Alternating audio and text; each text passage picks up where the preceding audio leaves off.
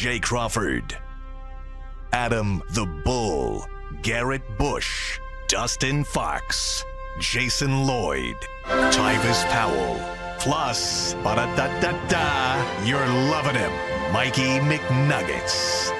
And so many big names, it would take me hours to say all of their names. The ultimate Cleveland sports show starts now. Booyah! Hey everybody, welcome to the latest episode of the Ultimate Cleveland Sports Show, along with G. Bush and Tyvis Powell. I'm Adam the Bull. We've got Mike, Anthony, and Steve on the other side of the glass, and plenty on the docket for today. And we got some gifts, a lot of things that people have sent our way, including these bracelets. Shout out Kirk Davis, bracelets up. Kirk sent us all some bracelets here in the color of our favorite team. Tyvis, you got the Buckeye one. Go Bucks. G. Bush, I don't know if you knew your green and yellow one was coming, but it matches your fit. It does match. Almost to a T. Shout out. I've got a black one, and then I got like green pearls. I don't know what it represents, but I'm really appreciative. Yeah. This is cool that he made these for us. Listen, I gotta have all. Listen, I got more bracelets than a powder puff girl right now, bro. I got 75 of them on, man.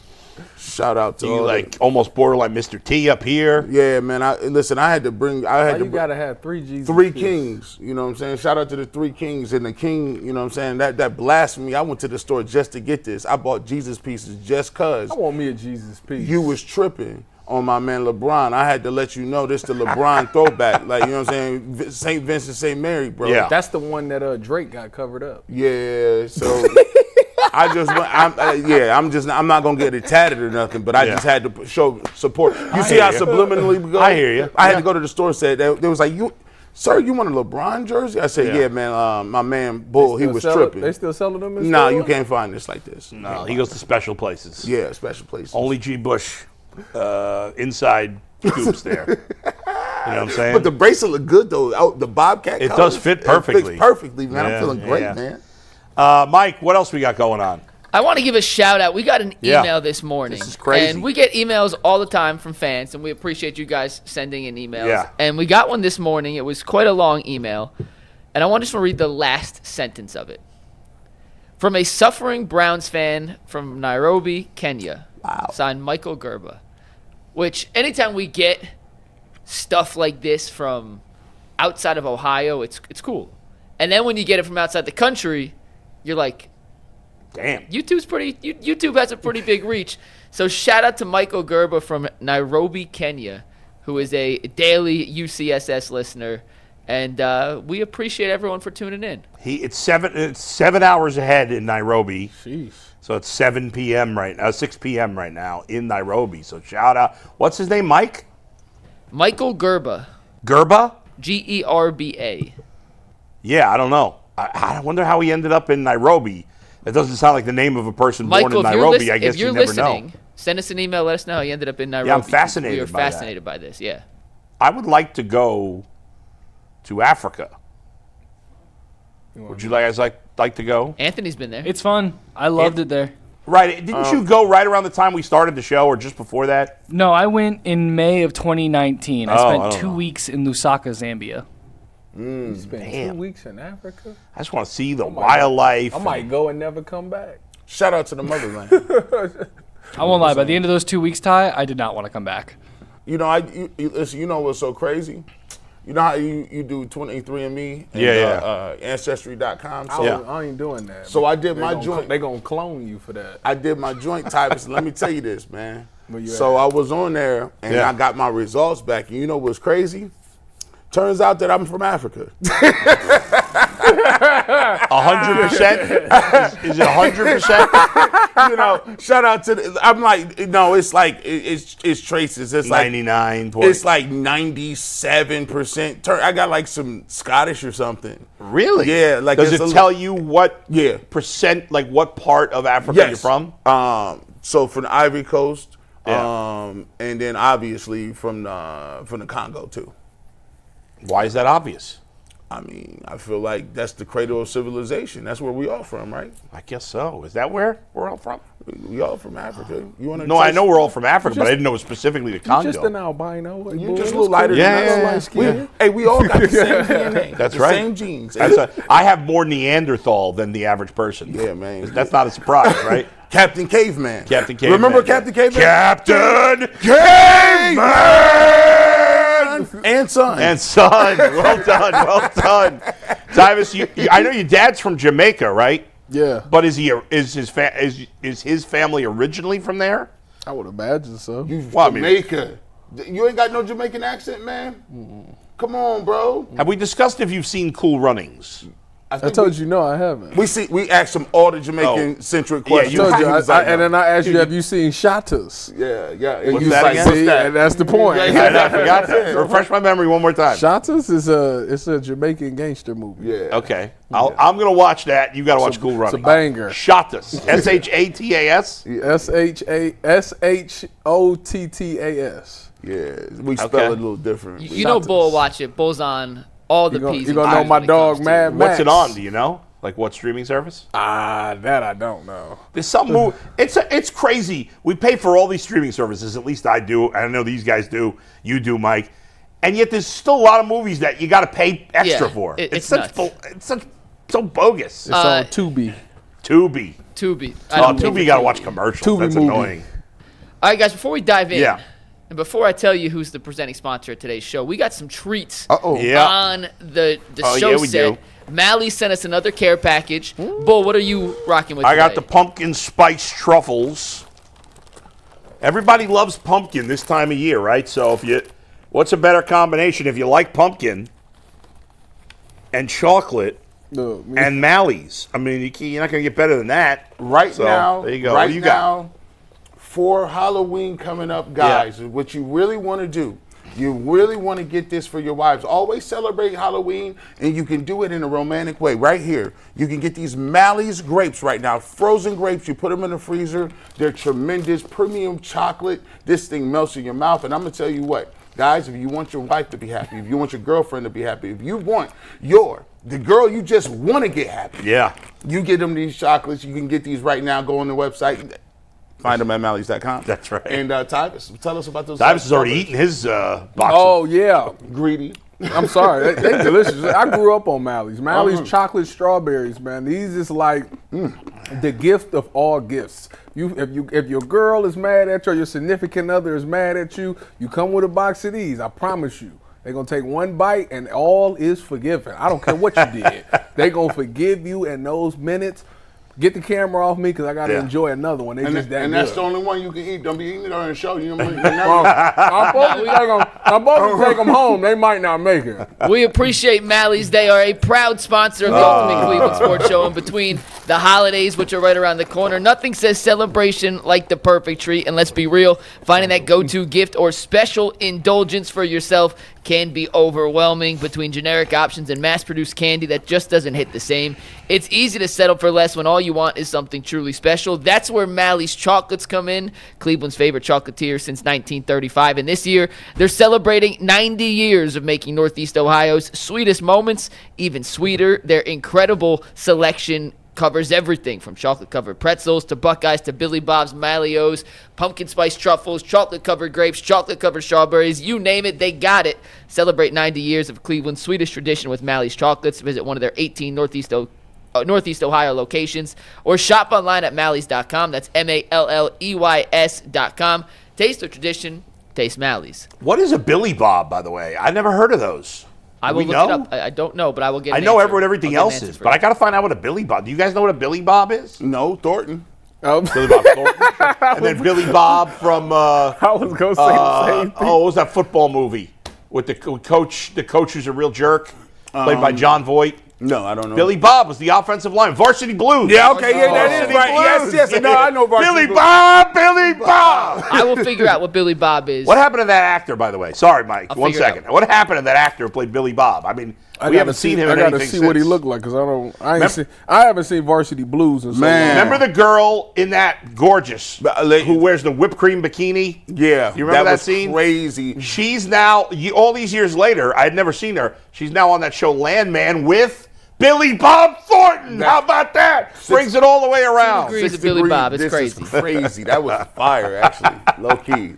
So, all right, Mike, guys, earlier this week, it really happened on Sunday. Yeah. But after the Dolphins lost to the Chargers, Tua Tagovailoa called out some of his teammates for being late to team meetings. Yeah. And then since then, he's been under a firestorm. It got to the point where yesterday at his normal Wednesday press conference, he had to issue an apology. I want to play that apology, then I got a question following that up. But this is Tua at his weekly press conference apologizing to his own teammates. All right, so, I, as a leader of this team, of the Miami Dolphins, the comments that had been said, I would say I've made a mistake, and I'm owning up to that right now. I've talked to guys on the team about it, talked to the leaders about it, and that they know my heart. They know that the intent was right, but no matter the intent, the intent can be right, but when things get misconstrued or however the media wants to portray it, that leaves a void of silence and a lot of questions for the guys on our team. Now, being 1-5, we talk a lot about, all right, we got to get this going. We got to get this going. Come in excited to go to work. Forget about the noise. And I feel like I just added onto that for our guys.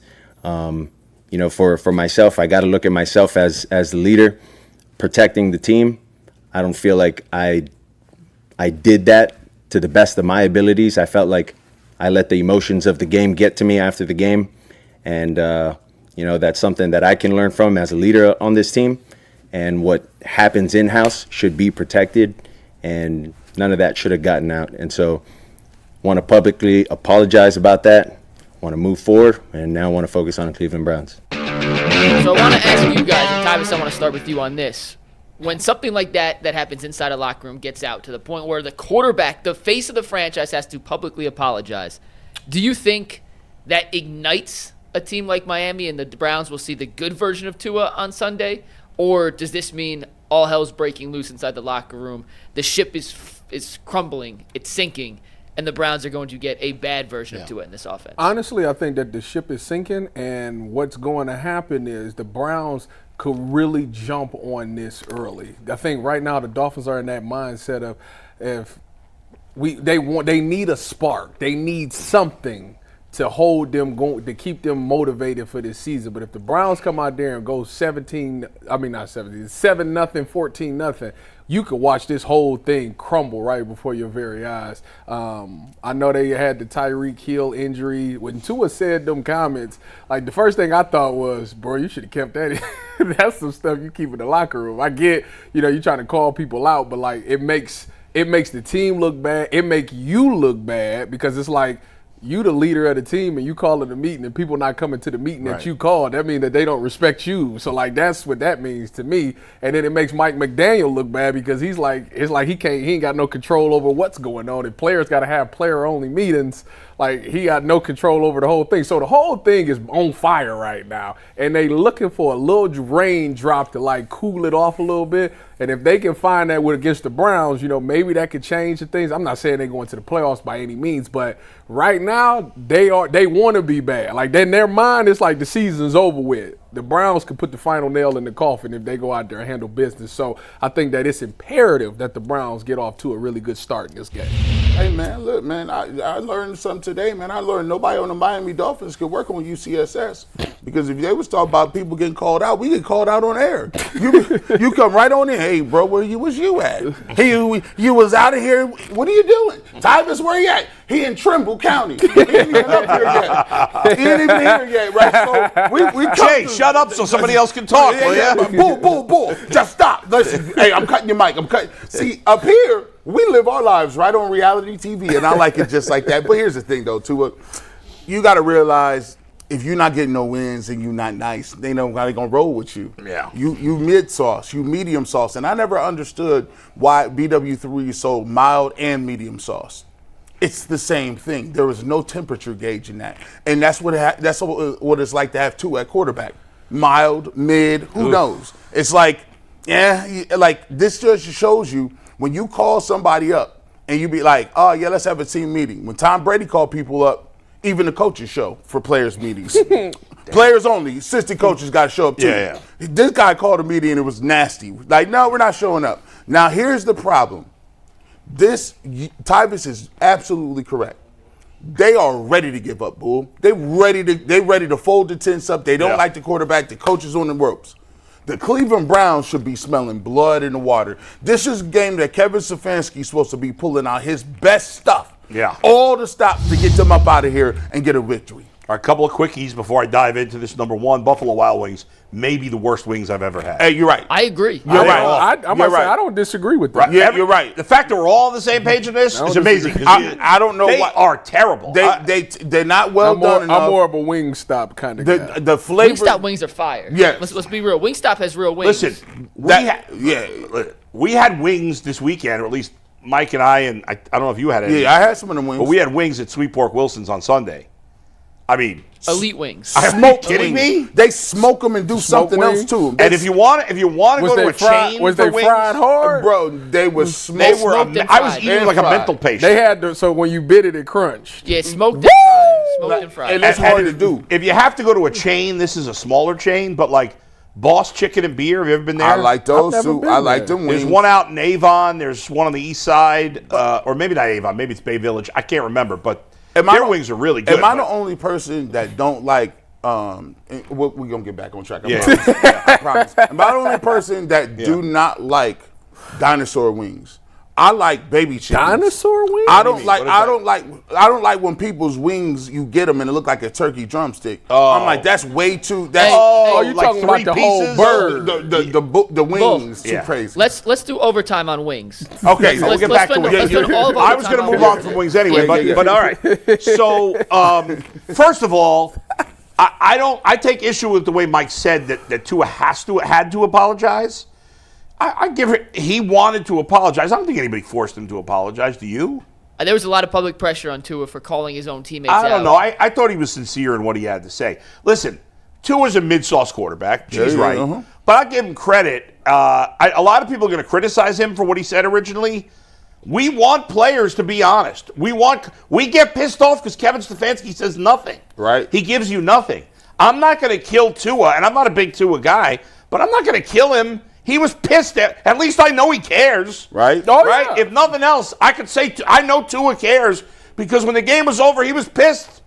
And, like, I didn't hear the whole thing. Maybe he didn't mention himself. Like, if you're going to rip your teammates, you got to rip yourself, too. All he said was that he says, we got to be better. Guys, when we call player meetings, guys are not showing up to the meetings. So what's wrong with that? Showing up late to the meetings. He's right. I mean, yeah, but like. But I'm just saying. Why you got to say that, though? Like, is it really that big a deal? He didn't call anybody out by name. True. He didn't call them out by name, but like. Now, like that, I just felt like we could. So let me. You know what we could do? We Yeah. could on Monday. We can come to the team meeting. You say, "Hey, coach, before you address the team, I got some stuff I want to say." Right, and you right, handle it in the team meeting. I hear don't you, think you but need like- to go tell the world like that because now everybody's like, "Well, Who's it's he talking about? It's on, yeah." It led to questions. He obviously didn't mean it to go that way, but he was frustrated in the moment. If it was- and I'm just not going to rip him for that. If it was Patrick Mahomes, Right, we exactly. would. Yeah, if but- Patrick Mahomes called like Rasheed Rice out, or like a backup tight end like Brocaster's coming late. if Tom Brady could say anything to anybody and nobody would criticize But Tom him. Brady's never ripped anybody. Yes, he has. In the media? Oh, I don't know about the media. Yeah, I would have to go back and look. Tom Brady preaches about being the reason that I was so good is because I wanted to be a great teammate. But you see him He's not about to screaming go at out. teammates on the but sideline. That's different though. Like I'm not about to go in the press conference and be like, Well, do you think that leads to it to play better on Sunday now that it's cleared, or do you think it shows signs of everything else? I'll tell you. I'll give you the early preview because I know people are holding their breath for this. I actually think for the first time this season, I'm picking the Browns to win a game. I've picked them to lose every game so far this season, but this week I'm going to pick them to win because we have this may be the first time in this is my 14th season covering the Browns, I think. Might be the first time that I could easily say that the Browns' opponent is more dysfunctional than the Browns. I'm gonna say this. And look, Bull. He threw on names out with people and different things. Yeah. If Kevin Stefanski and the Browns lose this game, Oh boy. let me just tell you something right now. I ain't hearing nothing else. It's time to go. Oh, it's on the rundown for tomorrow. What happens if the Browns lose? I don't think Kevin Stefanski. I think Mike McDaniel could very well get fired if they lose this game. I think both coaches. I don't think they're not going to fire Kevin. He could. I don't think Kevin Stefanski is going to get fired immediately if they lose this game. But to me, I think this is what you're getting to, G, and I agree. If he loses this game, it's like right now we've had Jason and we had Ross Tucker who are saying, there's wins out there. They can win 5 or 6. If you lose this game, you ain't winning 5 or 6. When it comes from a talent, this is the beginning of the end for him, if nothing else, if they lose. Like, I just feel like this is the most evenly talent match because their offense is decent. They got some players, but our defense is what keeps us going. Right. Flip it on the other side of the ball. Their defense is trash. And so is the Browns' offense. offense. Our offense is trash. Right, so right, this is strictly Ty, about. take a look at this graphic. This is the NFL ranks of the Browns' offense and Miami's defense. Yeah. It's the toilet bowl. Oh my gosh, man! Listen, I'm gonna keep it real. That's nasty work. I would literally. I'm not gonna lie. I would literally. It's gonna be a mob if we lose this. I literally would consider. I would literally consider getting rid of him mid-season. He loses. I mean, if the offense, if they can't get 20 points in this game, either that, they're not going to get it all season. Let me see that again. Let me see that one more time. Dude, in this game, hold on 1 sec. Quinshon Judkins, they better run the ball. 25 carries. Yeah, they better run the ball.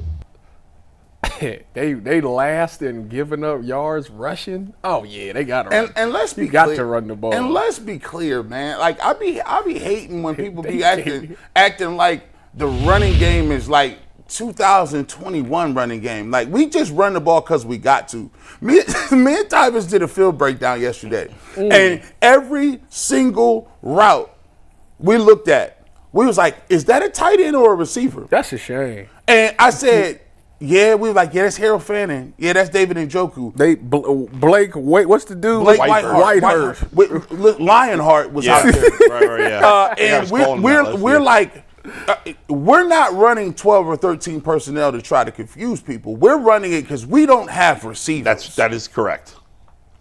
That is correct. It was nasty work. Yeah. Listen, I would really consider. I really would consider it. Now, look. I think that if they don't do it, I think that might be. You know how deal or no deal. Yeah. They put the money in the envelope, and you don't know what's in the envelope.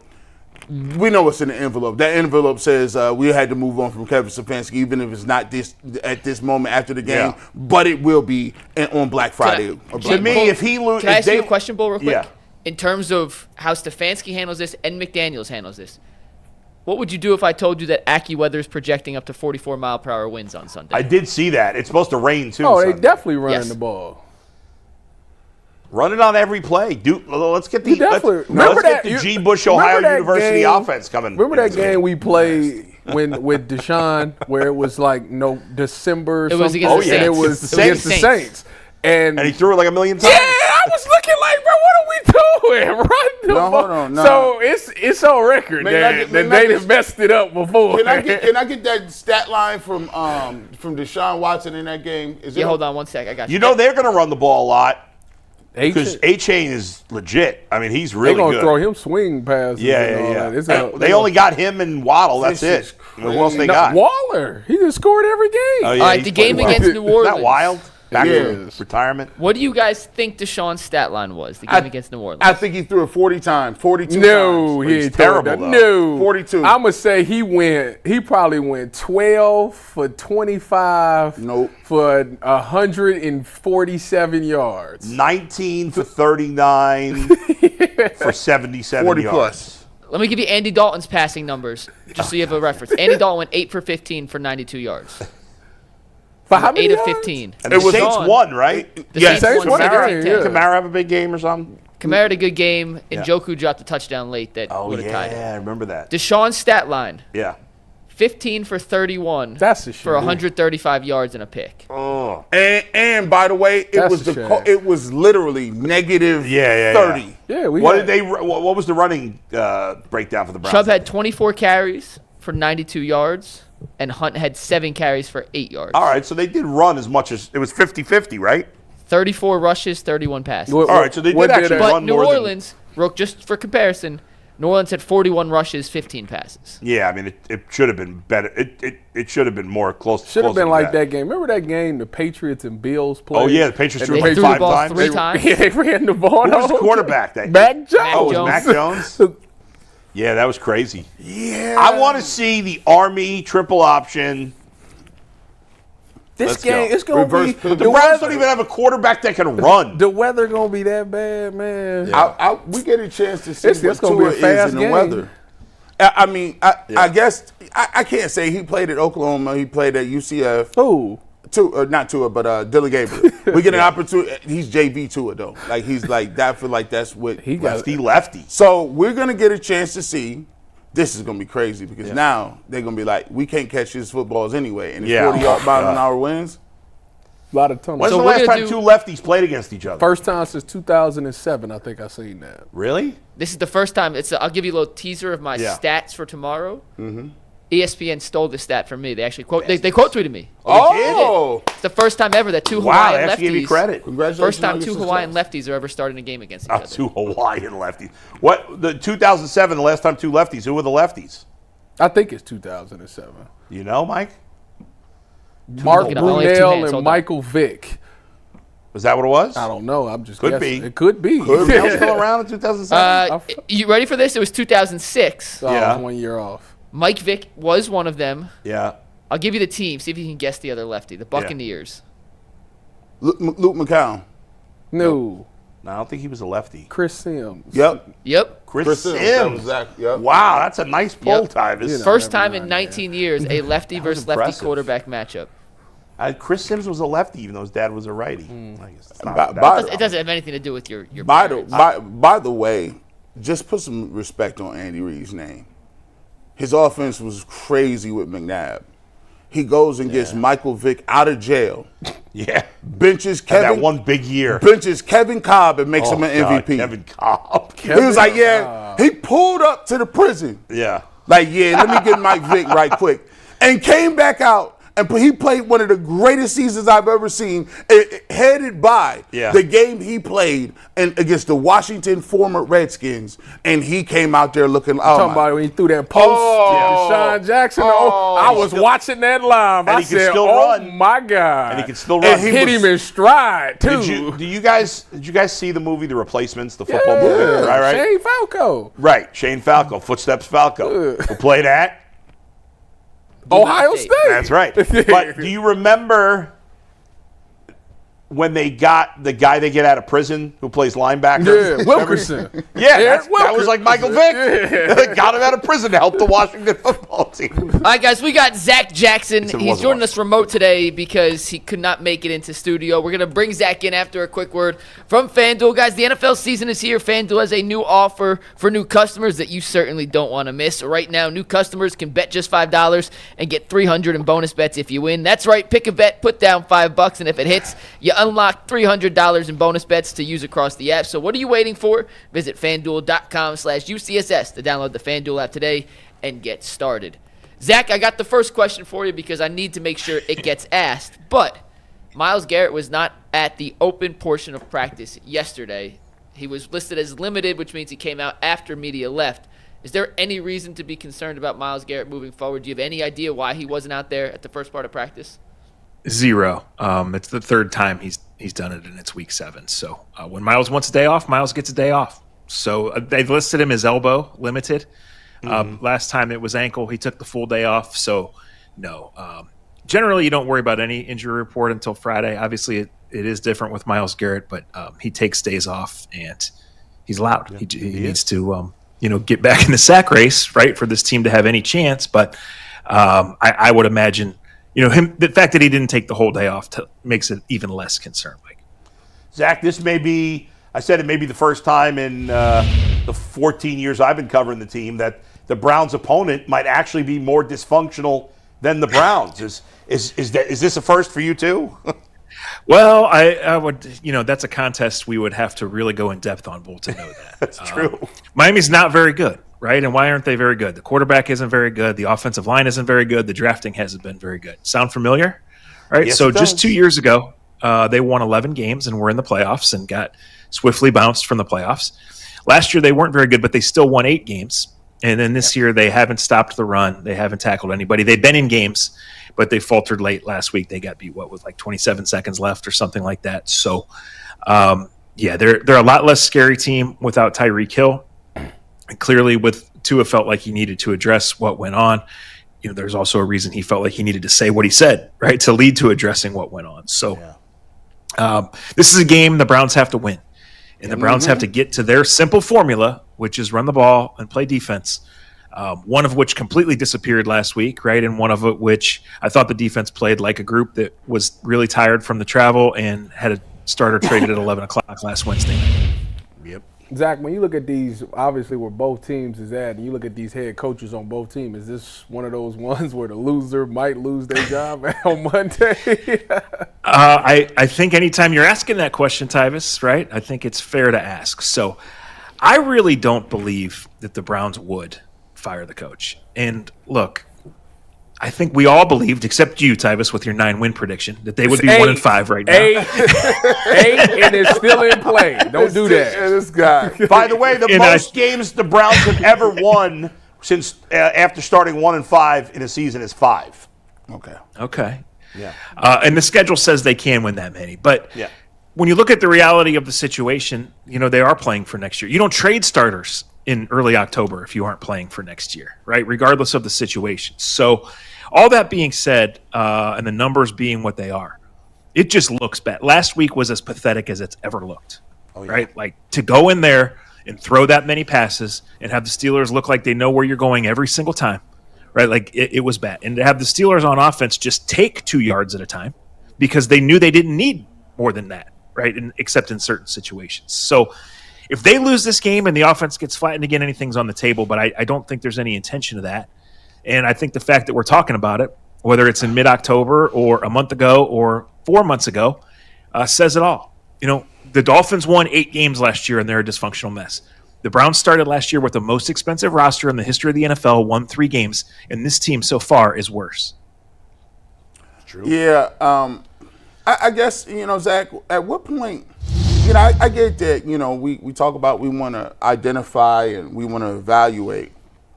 But when does the front office have an evaluation on the front office and the coach? Do they have do they have a blanket carte blanche to, evaluate players and all these other things, but the play on the field, does that matter to them? Well, it has to matter. I get what you're asking, Garrett, and there's some gray area there that we don't know, right? Because there's so much disappointment with the play on the field. They clearly had a good start to the draft. This clearly is a defense that's capable of keeping you in games and winning some games. And if it doesn't win 2 or 3 more yourself, then you're going to win 2 or 3 games again, right? But the way Jerry Jeudy's playing, he's embarrassing himself and the franchise and the guys that signed him every single week. There's no other way to say that, right?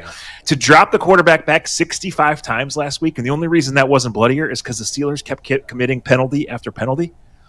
Jerry Jeudy ranks 79th of 85 eligible receivers. When you stretch it out in PFF to 126 receivers that have played a certain number of snaps, Bond is in the bottom 10. Thrash is in the bottom 10. Like, these guys don't belong on the field.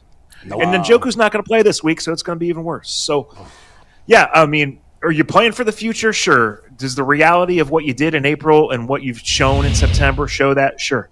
But where are you really going? What are you building here? Because it looks really bad, and I don't see improvement. I saw last week as bad as it's been. Yeah, no doubt about it. You mentioned Njoku not playing this week. Is Conklin also out? In concussion protocol, you don't know. It is different for every guy, both in terms of how they recover and what their baseline is to get to that next stage. Probably if he doesn't practice today, then he's probably out. So that brings Cornelius Lucas back from 2 weeks as a healthy scratch, probably back to right tackle. I don't know that you could start Livingston. So that's probably how that one goes. Again, and Njoku might practice tomorrow and he might play. We don't think it's a serious injury, but I think it's going to be a 1 week injury. But you don't know. And look, these are desperate times. So the bigger question with Njoku is, can he get healthy and come back and post another game? Oh, I guess they only have one more game before the bye before the bye week. So that's one more Yes. game before the trade deadline to see what the situation with him might be. Right now, I think you could put a mannequin at right tackle, and it would be just as effective as what the Browns have put there. It's been bad. It's been bad. And when you think about it, they finished it last week with Leviston at right. Yeah. He's been the backup at left, and Tevin Jenkins had to come in and play left because Robinson got hurt. So Robinson did not have a brace after the game, did not have a brace yesterday in the locker room. He was a limited practice participant. He's going to play, barring a setback. But, then you have to start Lucas or Leviston back, and then maybe you have to bring up there Munford from the practice squad just in case. Go Bucks. Zac, what's your reaction to what Mike Tomlin had to say about Andrew Berry on Monday? Well, I laughed for sure. Look, he knew the question was coming. He wanted the question to come, but I did not know that he was going to call out Andrew Berry at the start of his answer. Right? Wild. And so it's wild because you don't hear it. It's how he felt, and he felt like my team is supposed to have a win, and the Bengals are supposed to rot this year, and you guys gave them a lifeline. That is how he felt about it. So I think people have dove too far into it in terms of was he defending Stefanski, what he was doing. Mike Tomlin wanted the question answered, and Mike Tomlin said Andrew Berry must be smarter than me or us, and that's how he wanted to say it. So we'll find out tonight what his level of anger is, Yeah. And every team has its own issues right now and its own worries and its own guys that they wish they could get rid of or felt better about their depth. To me, this is just how this looks right now. And that's why I'm not fully in agreement with Jason or others who say, look, they're going to ride this out. Because if it doesn't get a little bit better and you don't see some progress, I don't know how you could ride it out on either front, coaching or front office. And to me, I keep saying it, the construction is worse than the coaching, and the coaching has been bad. Zac, you mentioned some trade deadline approaching. It's in a couple weeks now. What do you think the likelihood that some of these other guys get moved? We've already seen Andrew Berry make 2 trades, but Njoku, some of the other veteran offensive linemen, where do you get the sense that they are right now with those guys? Yeah, my gut is to say there'll be 1 or 2 more trades. I think teams have flipped into the mode. I think last year there were 12 trades across the league in the last week before the deadline. There were 18 trades total from mid-October until the deadline, which was kind of the same day on the calendar. Obviously, the Browns have some older guys, and the Browns have a bunch of guys who aren't under contract for next year. Most of their roster, right? At least half of the active roster is not under contract for next year. So I want to say not a clear fire sale, but let's see how Sunday goes, and let's see what's available. I mean, the thing with Teller and Njoku and these guys is they have dead money that the Browns have to decide on. They're either going to swallow it next year, or they're going to re-sign them and adjust it and push it to further years with the cap keep going up, which has been their strategy, right? But if the right trade offer comes and you make the trade and accelerate that into next year, then you just put that in their planning. So the Greg Newsome trade was to bring a starter back and put a guy what his contract number is next year, right? So that's all this is. If Alex Wright isn't going to get extended by the Browns, then the Browns should trade Alex Wright. If somebody calls and offers anything for Jerome Ford, the Browns should trade Jerome Ford because they've committed to the other guys. So I feel very confident that 1 or 2 moves are going to happen. But when you talk about Njoku and Teller, it's more complicated than that. And maybe they want to bring back Alex Wright and then a year from now move on from Isaiah McGuire, right? So all of these things are kind of tied together. And I don't think you want to get rid of veteran offensive linemen. But if you don't think they're going to come back, and last week you started 5 offensive linemen who don't have a contract for 2025, all of whom are 30 years old, then you have to make some decisions. And if the deadline being in 2.5 weeks forces those decisions, that's the reality of the situation. When you look at these trade deadlines, obviously you talked about the guys that's being moved out of it. Is there any way, because me and G looked at our receivers and it's nasty. It's bad. It's worse than I thought.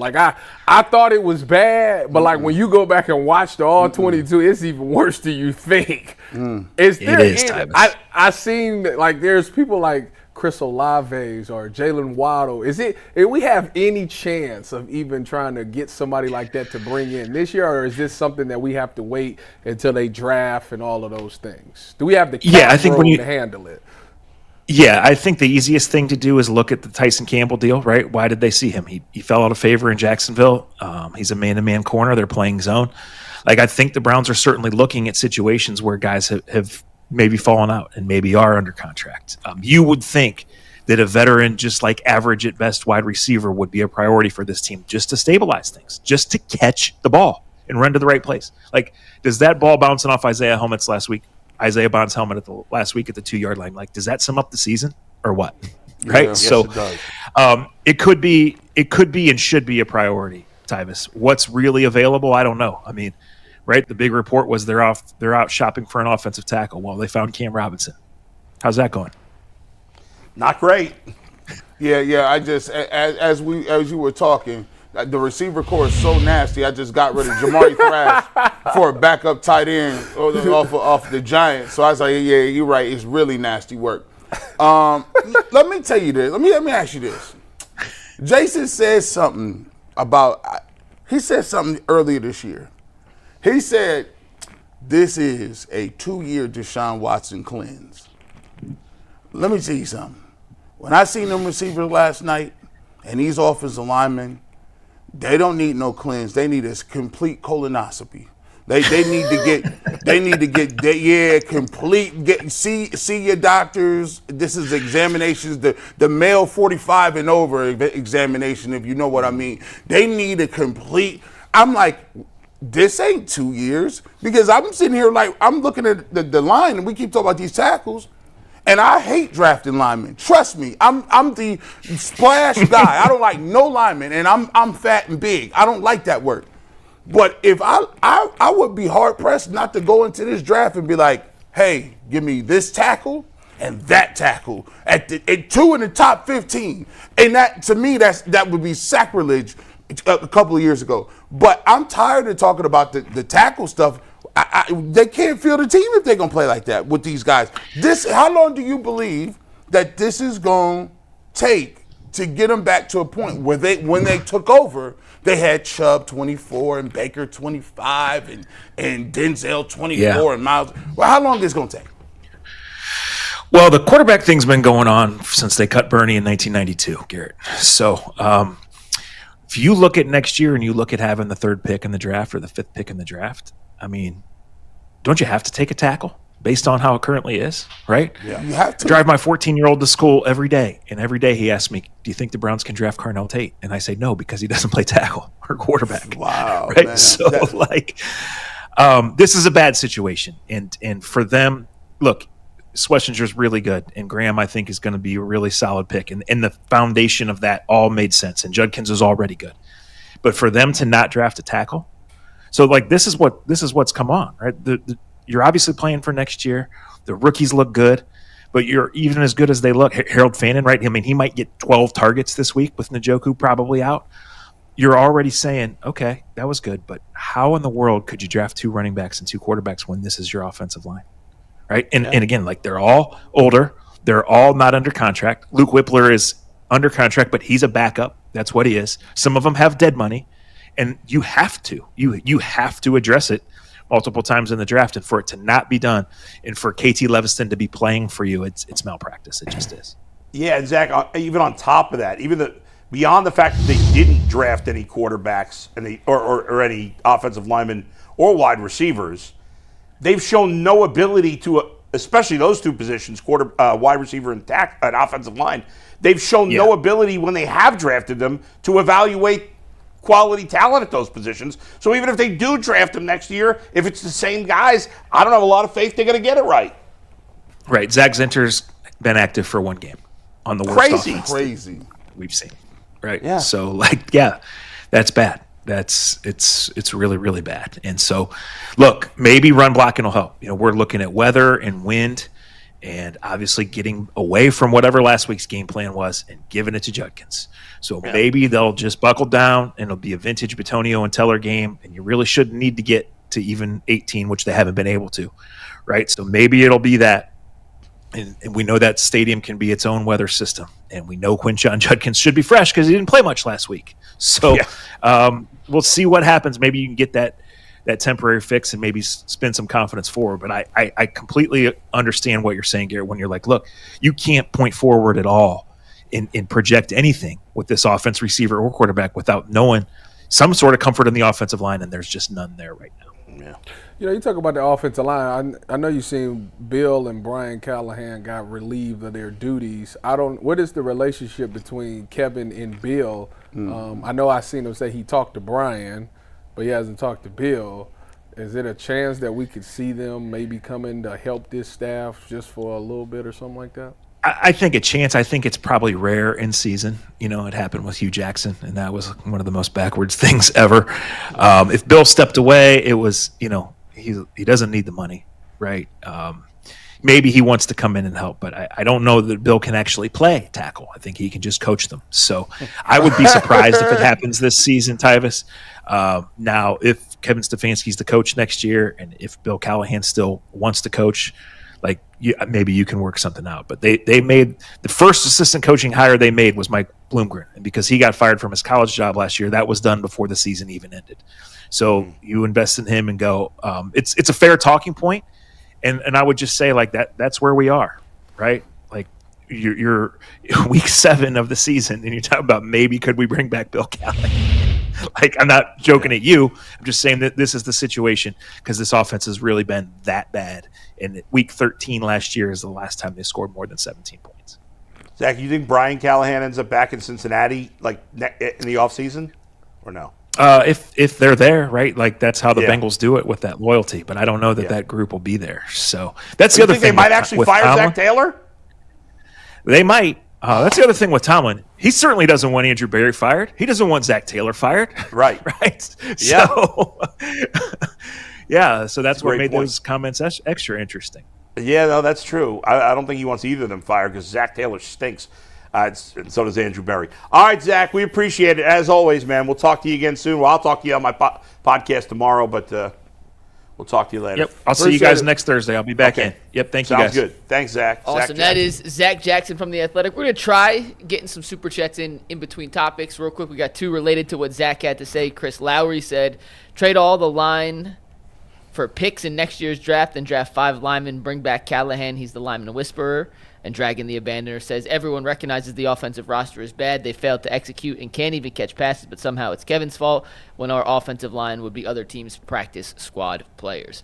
All right, guys, we're going to get to our next topic. It's brought to us by Mint Mobile. If you're still overpaying for wireless, it's time to say yes to saying no. At Mint Mobile, their favorite word is no. No contracts, no monthly bills, no overages, no hidden fees, no BS.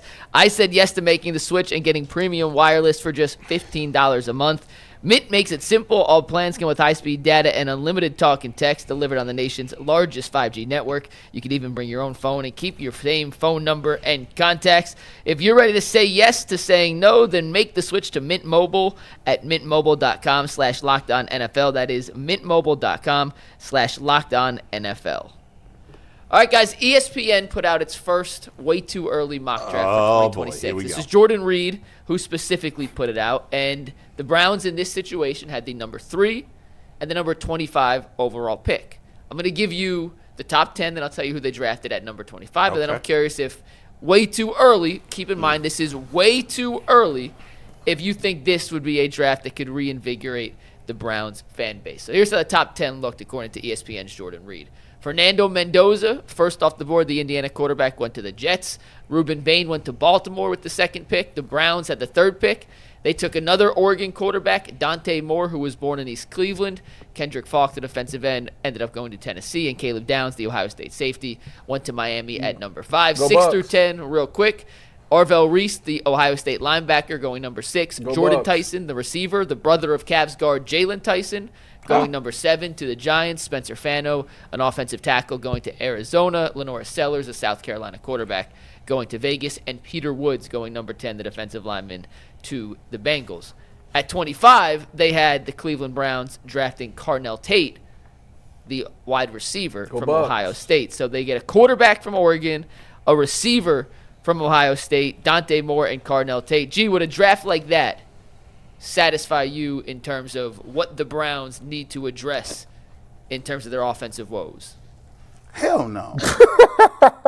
Give me Carnell Tate. I ain't taking Dante Moore. I just saw him play against Indiana last week. He from EC. I don't care where he's from. I'm from EC. I'm from EC. Hey, listen, man. 330-234-440216. I love you, but nah, bro.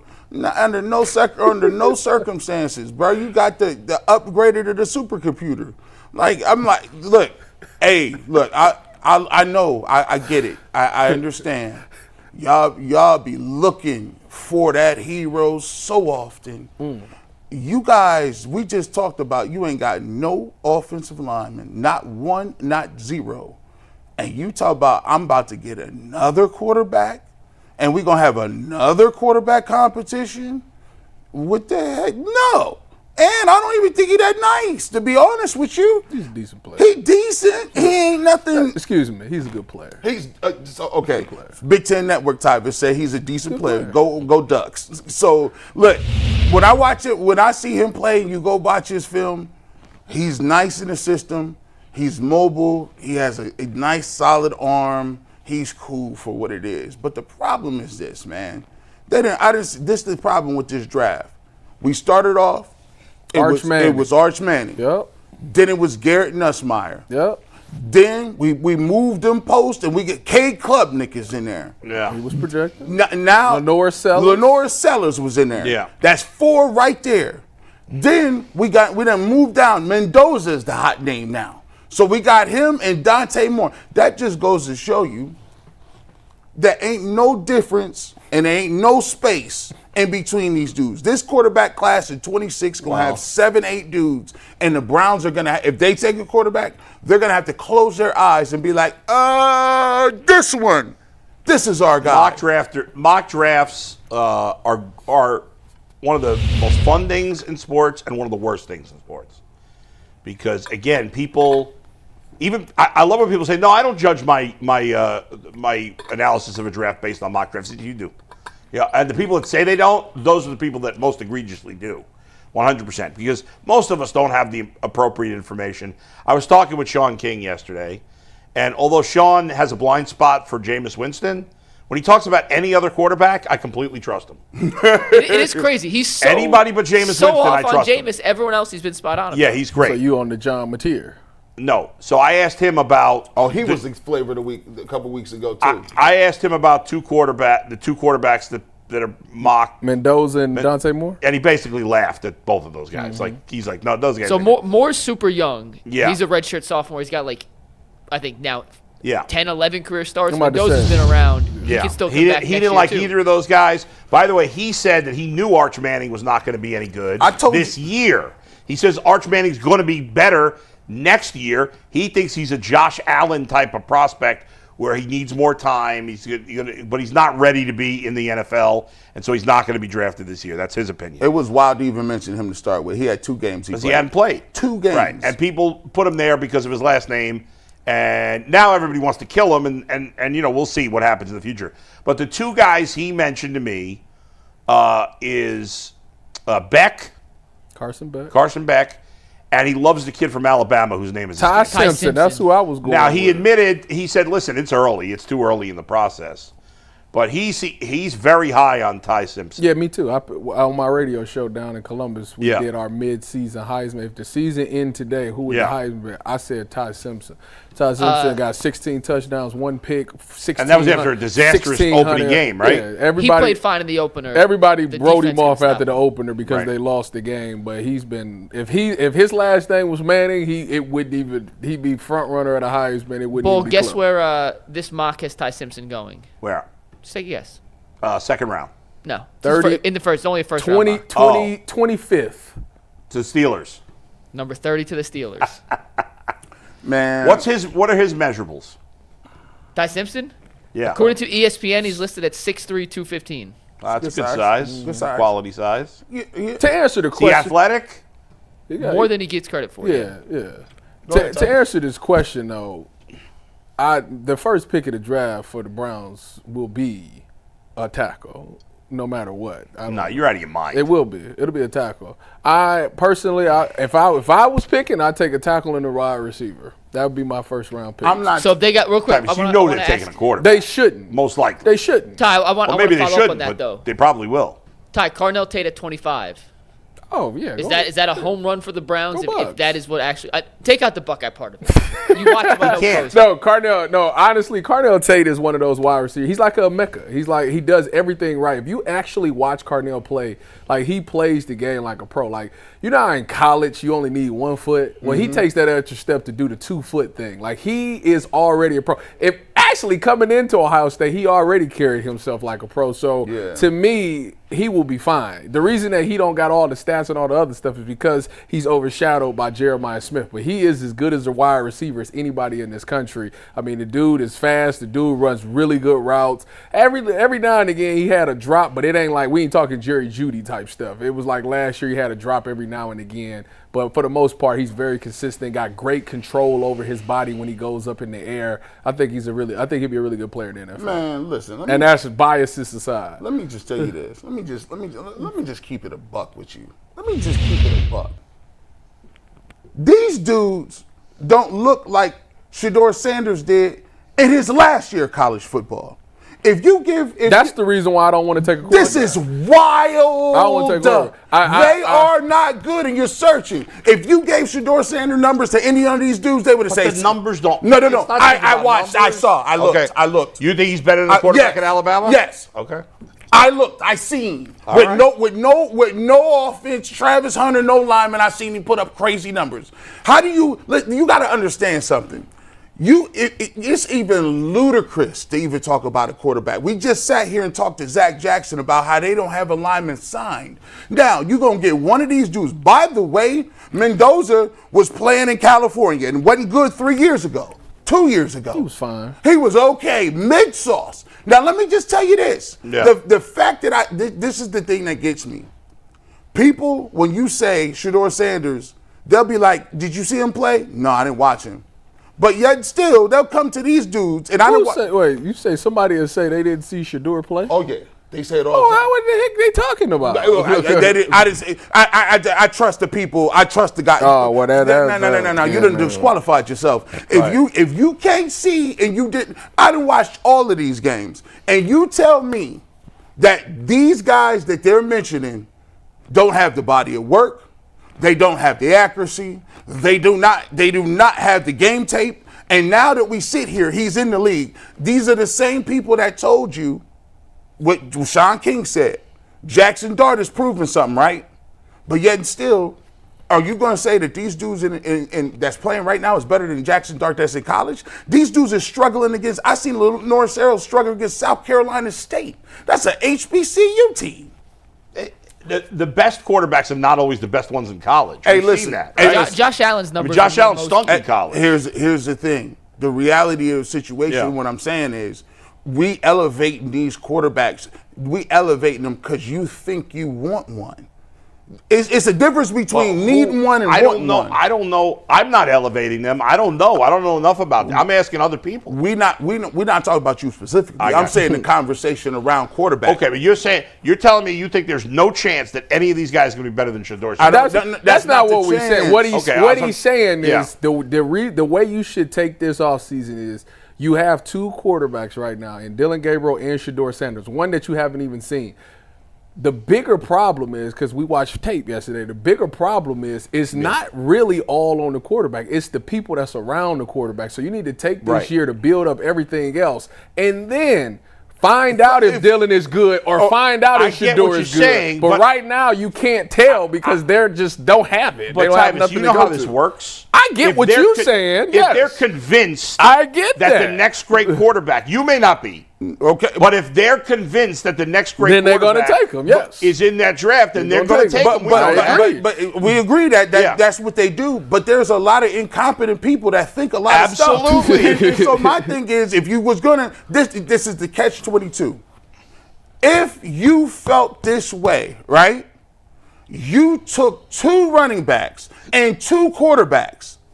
And we just sat here and told you that the team around them ain't no good. You took them. That's 4 picks. Yeah. So now you're going to tell me, oh, yeah, the offensive line is trash and the receiver's trash. And your first pick is another quarterback and put them back into the same system that these two is in? Nobody said the Browns were smart. I mean, on top of that, but 4 of the linemen going to be gone. But in theory, you could go spend big on one offensive lineman, right? What money? Yeah, they don't have money. They actually have a ton of cap room. They'll find cap room. But what I'm saying, but this is the problem with what you're saying. When left tackles don't make free agency. Okay, but they don't go to free agency. You got 2 first-round picks. In theory, you could draft a quarterback with one of them and draft a left tackle with the other. And who you throwing to? and then you spend money on a wide receiver, or you draft a wide. They're going to have 3 top 35, 36 picks. And you always could go quarterback, tackle, wide receiver. I'd go tackle, because the tackle you got to have. Tackle, receiver. I'm going to end with this one. Yeah, go ahead. Whatever. You the one told me that you messing around with free agents. They free agents for a That's reason. true. That's fair. Generally, you're right. It's told me crazy. Everybody goes nuts about who wins free agency, and the team that wins free agency almost always sucks. That's a lot. Patriots are doing pretty good. good The Patriots right now. won free agency this past year. But they also have a quarterback. Yeah, they do. Yeah. Did they win free agency this year? Yes. They were flipped their whole roster in free Interesting. agency. But the Raiders have won it a bunch of times. The Browns have won it. The Bears have won it. And these teams all stink. Yeah. All right, guys, go we ahead. got Chris Rose. I'm going to read 2 super chats real quick, then I'll read, then we'll bring in Chris Rose. Dragon the Abandoner says, the Manning hype has skewed the combo, but Mendoza been on the radar. Burrow was on no one's radar. Ended up the clear number 1. That's not a new thing. The favorites always change over the season. I do agree Shador is better than a lot of these guys, but not Mendoza. And Bill Rodewald says the quarterback is in 2027. Draft an offensive line. Guys, Built is a proud sponsor of our upcoming interview with Chris Rose. Nobody likes paying rent, but if you must, you might as well get something for it. That's where Built comes in. Built is changing the game by tuning your rent payment into real rewards you can actually use. When you pay rent through Built, you earn flexible points that can be redeemed toward hundreds of hotels and airlines, a future rent payment, or your next Lyft ride. But Built isn't just about rent. It's about rewarding you with your entire neighborhood. Turn your rent into rewards and start earning points around your neighborhood by going to joinbuilt.com/LockedOnNFL. That's joinbuilt.com/LockedOnNFL to make sure you know they sent you guys their way. All right, let's bring Chris Rose in with us now. Chris, how are you? Thanks for joining us today. What team is represented on your hat right there? This would be the Jacksonville Jumbo Shrimp, who are the AAA affiliate of the Miami Marlins, I believe, still. And it's their alternate hat. That would be the Honey Drippers. So I've got a big minor league hat collection because they're way better than the big league caps. And so, I like to represent some weird stuff. And so let's go with it. Go Honey Drippers. I like that hat. And this is a big thing now where minor league baseball teams change their name for a couple of days. Yes. What is the inspiration for this? Do you know how this started? Yes, it's called money. Fair enough. They want to sell more hats. And so just like every decision in sports, it is made with green in the back of your brain. And so I'm a sucker. I'll go buy them. And so they've got somebody that's hook, line, and sinker. So that's me. All right, I want to know how my hometown's doing. How are we hanging in there emotionally? Are we good? Are we all right? No, we're not good. As Browns fans? The Guardians, we had written off the Guardians, and then they pulled us all back. We were all excited, and then obviously a disappointing loss. The Browns, as usual, are terrible. And the Cavs, it's hard to get too excited about the regular season because of how the playoffs have gone the last few years. So make us feel better, Chris. Yeah, I think you nailed it. But I am excited about the Cavs' upcoming season. They do have a ton. They really do. So, if they're healthy going into late April, then I'll be thrilled. But I do watch every game. Our oldest son lives with us, and that's his favorite squad, followed closely by the Guardians and the Browns. I mean, they're all right there. So we're excited. We're excited about the throwback. It's hard to call those jerseys throwbacks, by the way, because I've got the old. You know what? Hold on one second. Yeah, get that jersey. Yes. Hold on. Got to Here we get go. the super old throwbacks. Yeah, this is. Ready? Yeah. Oh, Yeah. look at that. Those are the best ones they've had. That is the best. I do love those. Oh, World I got my World Beef Free jersey. So there you go. Yep, that is cool. Let's ask you about the Browns, Chris. Obviously, I know. Listen, when you look at this game, this is the first game that the Browns are favorite. Okay, are you buying the hype that we should that the Browns should be favorite in this game? Well, as you know, I work for NFL Network, so I don't even really know what you're talking about when you use that word. I don't know. I would say that Miami at this point is equally as dysfunctional. right? I mean, Tua has to go out and apologize for something he said post-game, which I could not believe he went out there and aired that out. He aired out his coach. He aired out his teammates. I could not believe that. And I'm surprised that somebody didn't take him behind and, let him know, hey, that's not okay. Maybe somebody did. So they've got their own issues. As far as we go, I have to be honest with you. When I looked at the schedule, I thought at best 2-4 through 6 games. I don't know how you saw it. Did you guys see it any better? Definitely not. Well, Tyvis picked them to win 8 games this year, so maybe it's still on the table, Chris. Still on the table. Don't look like that. Don't look like that. It's a possibility. Let me ask you this. When you said they're going to win 8 games, how many did you think they were going to play? That's crazy. 8-9 is still on the table. If it was 30, then I could be on board. Yeah. But if it was 17, then I think we'd have to have a little talk. And I might have had a little bit of the Kool-Aid. That's all. A little bit of Kool-Aid. It sounds like you might have mixed something in with the Kool-Aid. Here's the deal. And this is tough because I love the Browns. And I tell my family, my kids all the time, like in the 80s when I was growing up, we were constantly fighting for the division crown. And we had Super Bowl aspirations. So when you get there on that rare chance that we've had that since we've been back in the league since 99, it just changes your entire fall. It really does. It changes how you feel about the week and everything else. And so it's not just that we're 1-5, but to have to watch the offense struggle the way that it has been a real challenge. And guys, I'm just going to be honest with you. When we drafted Dylan Gabriel and then Shedeur Sanders, I honestly felt like, well, those two guys are competing to see who can be the long-term backup. Because I just didn't see any. Okay. Now, with Shedeur, obviously there are traits and talents that he has that can make him a starting quarterback. But I just felt like he was so far away from being a week 1 starter. And I do think that at some point they should and have to look at him. I think it's a disservice if they don't. I don't know if that's 3 weeks. I don't know if that's 5 weeks. I don't think you put him in the middle of a game if Dylan Gabriel turns it over twice on Sunday. I just don't. I don't think that's best for him.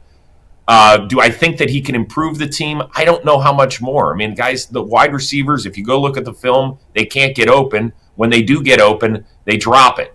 Our tackles are turnstiles, and it's deflating to have to watch this offense right now. It really is. Chris, you say all that, but I still see 8-9. Give it up, buddy. Keep it alive. Oh, my God. You've got look, I don't know if the final number is going to be 4 wins. I don't know if it's going to be 6 wins. I don't know if it's going to be 2 wins. The question is, where are we moving forward with this franchise? And because of the Deshaun Watson trade, where you not only pay him $230 million guaranteed, and he played like, instead of a $45 million a year quarterback, a $10 million a year quarterback at best, you gave up 6 draft picks. And it doesn't mean we were going to hit on all 6. I mean, for God's sakes, Andrew Berry hasn't connected on 1 offensive lineman nor 1 wide receiver in the draft. But if you at least give yourself the chance, then maybe something's going to shake loose. Like this draft class, we all feel like is really good. And we'll have starters for years to come. Yeah. But the fact is that we've totally whiffed at wide receiver and we've totally whiffed on the offensive line. And that's just as big a reason as to, our offensive struggles as not being able to find a quarterback. So, we just had a whole situation, Chris, where we talked about the mock drafts, and the mock drafts have us taken another quarterback. Mm-hmm. And we have no linemen under contract next year. Right. Well, no good ones at least. Yeah, they're older. Yeah. We have, you go watch the film. I mean, we have pedestrian XFL receivers. I mean, it's just, it's all time bad. We got to put tight ends on the field because we don't have receivers. So I guess I'm saying, we lay out the track record and ground record for, what it is that we're going to, take as a quarterback. But I mean, how much better is it going to be if we take a quarterback, put him into the same thing, and we don't have linemen and receivers? Now we have 3 quarterbacks that don't have an infrastructure. What would you do? It's a little early. What would you do in the draft, and what would be your main priority? All right, so let's assume that there were no buys this week. Let's assume that all 32 teams were playing this weekend, and let's assume that Lamar would be healthy and Joe Burrow would be healthy. Those are the long-term answers, right, in Baltimore and Cincinnati, respectively. 26 of the 32 teams would be starting guys who were selected night one of the draft. Now, it doesn't mean that they're all in the places that were drafted, right? Baker, Sam Darnold, guys like that move around. But somebody at some point saw them as a credible first-round draft pick. Yeah. That means there are 6 teams, only 6, that are starting a guy that was not selected on night one. In the AFC, we're one of them. The Raiders are the other, and Geno Smith leads the league in interceptions. In the NFC, it's Hurts and Dak and Brock Purdy, although Mac Jones, who's a former first-round pick, has certainly played very, very well, and Spencer Rattler. And we know that the Saints are going to go after a quarterback again. I don't know if they think that Tyler Shuck is the answer, a guy they drafted in the second round this year. My point is this, is that 80+% of the league believes that a first-round talent is the guy that needs to start on night one. And that's what I believe as well. I just do. Now, it doesn't mean that Shedeur should not get a shot. Yes, but are there shortcomings in his game that, right, like if he were to get out here this weekend, guys, it would not be pretty. I mean, he would probably get sacked double-digit times based on the way that he played. Would he also make some incredible throws and maybe help our offense? Yes, a little bit. But it's not enough.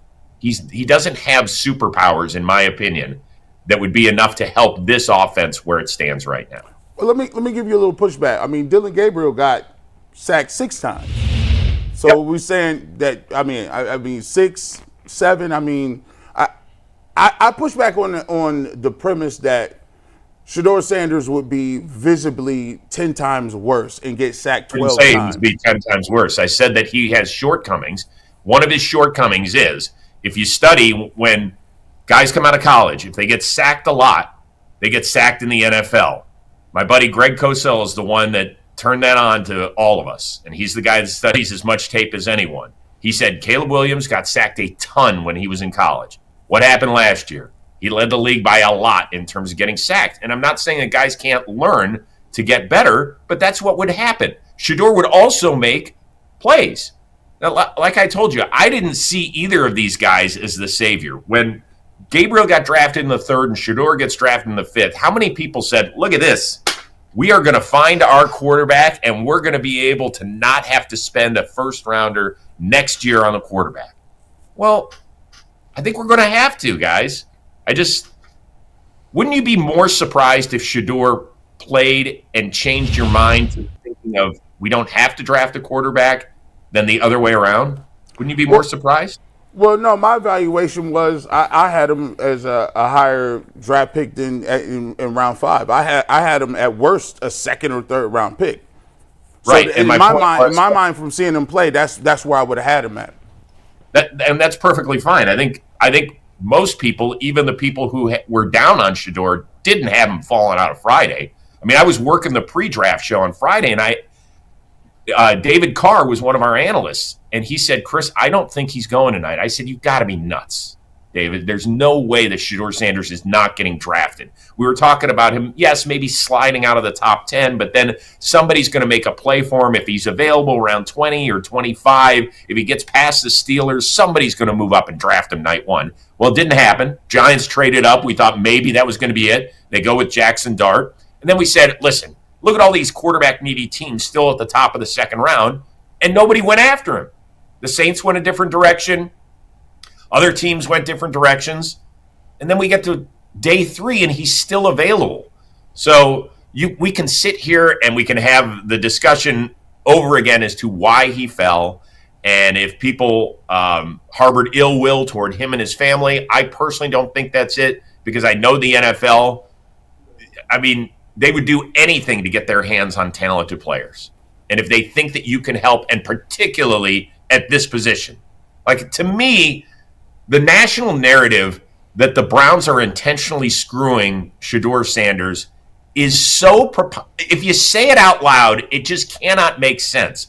Why would a team that has been looking for a quarterback for 3.5 decades say, no, we don't want him around? They know him better than we do. So they know what's going on inside the building, how he's picking things up, how he's studying, all that sort of stuff. We're not privy to that. We just don't know. And so now that they were trying to have a young player play, he's going to get as many reps as possible. And we're talking about Dylan Gabriel. Do I want to see Shedeur play in a month? Yes. If the offense continues to look like this, 100%. In fact, it's malpractice if they don't get him on the field. I'm just saying that based on what I've seen and what I know, I don't know if he's the answer. Chris, how much faith do you have that even if they do take a quarterback in the first round next year, that this regime will get it right, will take the right guy? Yeah, they haven't had to. They haven't had to draft a quarterback yet. They took a huge swing. And let's all spin back the clock to when they traded for Deshaun Watson. People could say whatever they wanted in terms of the personal side of that.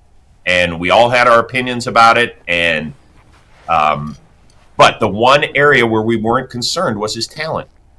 Nobody was. You can't sit here and say, oh, well, I didn't like him back then. Nah. He was a 3-time Pro Bowl quarterback who arguably was going to be the most talented quarterback to ever put on brown and orange. Yeah. Right? I think we can all agree on that. Yep. Absolutely. Okay. 100%. So that's the one area where we didn't think we'd be concerned was his lack of talent. And it just never – there's 2 games I can think of where he played like Deshaun Watson. One is the second half of the Baltimore game where we won on the road, and the other one was a home game against Tennessee. Wow. Other than that, we didn't see it. So these guys haven't had to pick a quarterback up high yet. So I don't know if you can answer the question. You know what's crazy is that Chris was talking about when you were a kid and the Browns were really good, and I remember that as well. You and I are the same age, and you and I are both in our mid-50s, and we have never been able to legally drink to celebrate a Browns division championship. Never. That's accurate. Which is crazy. That is accurate, and it's. But that doesn't mean illegally I wasn't doing some things. That's true. I mean, who wasn't? Right. But when you were 18, just as long as we're all on the same page. Go ahead, Mike. Listen, guys, it's frustrating. It's upsetting. We want the team to do well. By the way, Bull, I saw the clip the other day, and I got to disagree with you on something. About what? About when you said the Haslams are laughing all the way to the bank.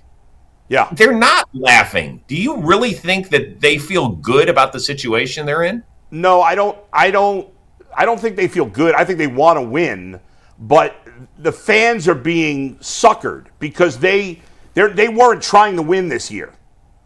And there's been a lot of years during this regime where they took all the money from the fans. I get it. That's what teams do. And they were not trying to win. Do you think they were? Do you think the goal was to win this year? Because I don't think it was. And I think there's been a lot of years since they've been here where we're building for next year or we're building for 2 years. And they don't, because they know the fans, because this is the most loyal fan base in the country, that they know fans will buy the jerseys and buy the hats and the memorabilia and will buy the season tickets. And they don't, and so... Yeah, I think they are laughing because they know the fans will fall for it every time and con themselves into believing the team's going to be good. I don't think they're laughing at all. I don't think they're I think they're embarrassed. I think they should be upset. I think that they're upset that it hasn't worked. And so you can rip on the decision makers and the process all you want, but I really don't think for people that are like, well, they just want to be good by 2029. Wait a second. So if the Kansas City Chiefs open a new stadium in 2 years, which I think they're actually, I forget if they're, but let's take the Buffalo Bills. That's an even better example. The Bills have won 5 straight division crowns, and they're going to go into a new stadium next year. Do you think that their goal all along was just to be good by 2026? Or isn't it great that they have the reigning MVP in place, that they're an AFC Super Bowl contender, and they're going to ride that momentum? Like, why would you just want to be good by the time you start a new stadium? Well, I don't think it's that, I don't think it's that you just want to be good at that point.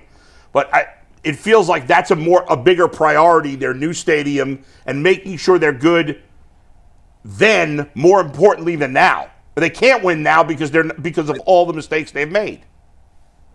Okay, they have made mistakes, and that's where you should get them on. But I don't think that they're sitting there. I think that what happens is that loyalty can buy you more time. Yeah. So when you do make a mistake like the Deshaun Watson trade, it's going to take years to get out of that, guys. We just talked about it. 6 prime draft picks, 3 first-rounders, a couple of third-rounders. Maybe there was a second-rounder thrown in there as well, all that sort of stuff. I mean, even if you hit on only half of those, if it's one wide receiver, if it's one lineman, you're feeling better about where we are than where we are right now. I think that reason right there is why Bull feels the way he feels, is that because of the mistake you made of the Deshaun Watson thing, you handicapped yourself, and not just off of the draft picks, but also financially, to where you can't really go out and make the big time moves that you need. Right. So I think that the only way that you can get a good product is when he comes off the books, which is whenever that is. 27. So if that's 27, all right, 27, we just starting to rebuild and being able to do the things we want to do. 28, it's a great product. So by the time 29 comes, it should be Super Bowl. So that's probably why people think the way that they think. Yeah, but listen, those are based on mistakes and not lining up. It just happens to be lining up with the advent of a new stadium. That's all. I mean, it's the New Orleans Saints have been going through this for years, right? They were always the team that you looked at their cap and you're like, well, how the heck are they $70 million over the cap again? Like, what are they doing? And then they'd kick the can down the road, and it's a lot of what the Browns' philosophy was as well. And in 2023, when we made the playoffs, we felt good about it. We knew it was kind of patchworky because we took a 38-year-old quarterback off the couch and we're able to go on this remarkable run that provided a lot of life and energy into a fan base again. But we knew that wasn't a long-term answer. Yeah. And so you were just praying that Deshaun was going to get back to Deshaun. And it just goes to show you, when you take a big swing and a miss in a trade market like that, it can cost you. Now, Denver's a team that bounced back. They did something similar with Russell Wilson, but they decided to, take the salary cap hit a year ago. They drafted a first-round quarterback, and all of a sudden, a year after trading Russ, they're back in the playoff picture. Right. Yeah, and New Orleans, if even as big a disaster as they are, at least they got that Super Bowl. So the fans are not going to be as angry about going through what they're going through because they got a lifetime ago, though. That's 16 years ago. Well, it's a lot more recent than our fans have got.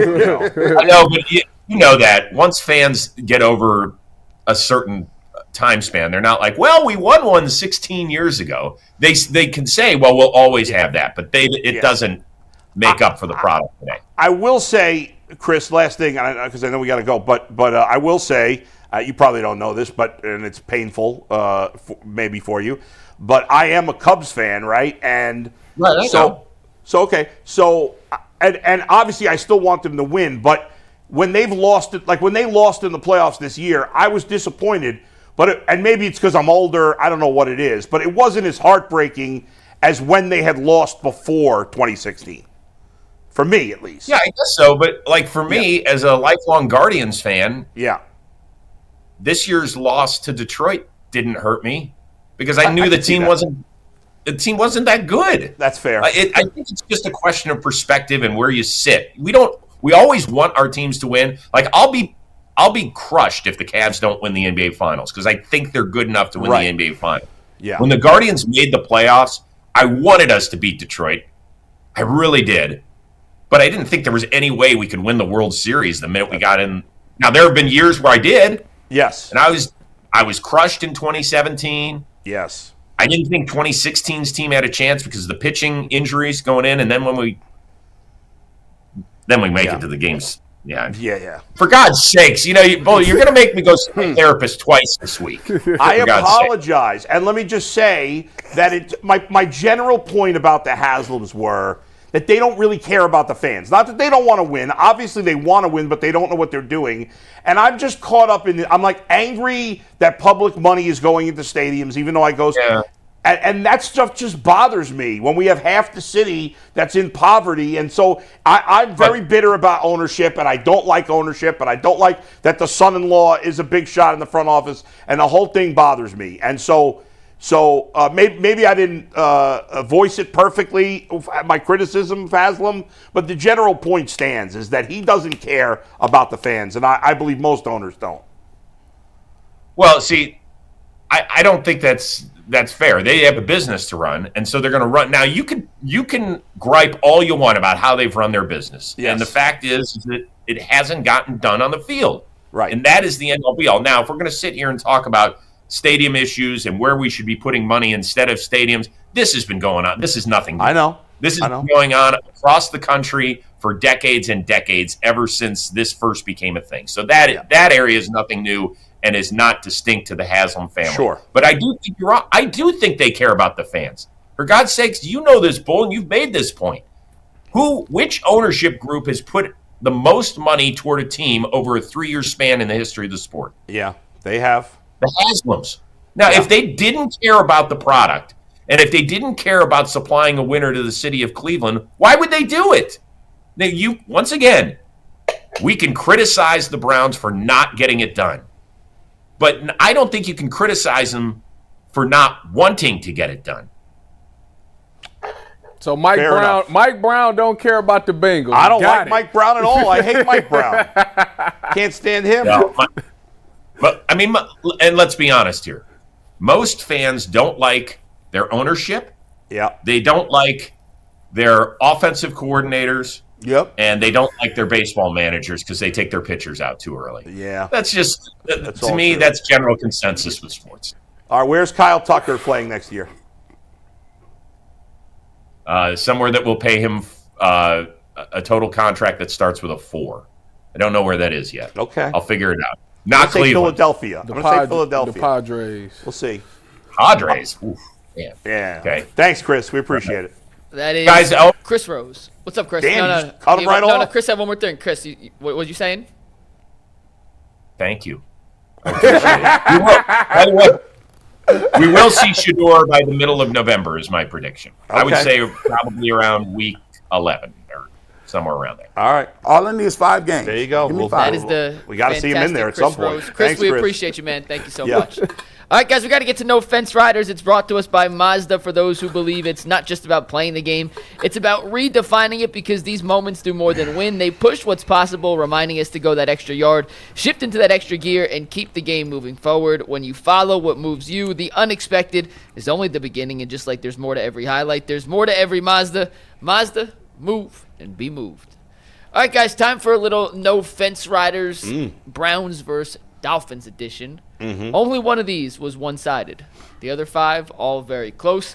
And we'll start with the close one. It's the same question we have started with each of the last 4 weeks on No Fence Riders. It is simple.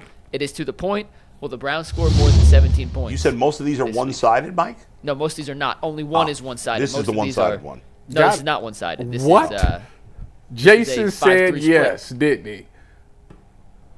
Jason did say yes. 5 people said yes. 5 people said it will happen. Tyvis said, hell no, it's not going to happen. Wow. Mr. Optimistic said no? How y'all put me as yes? Anthony has it backwards. You're about to say I said no. Anthony has it backwards. This is backwards. The no's are the yeses are the no's.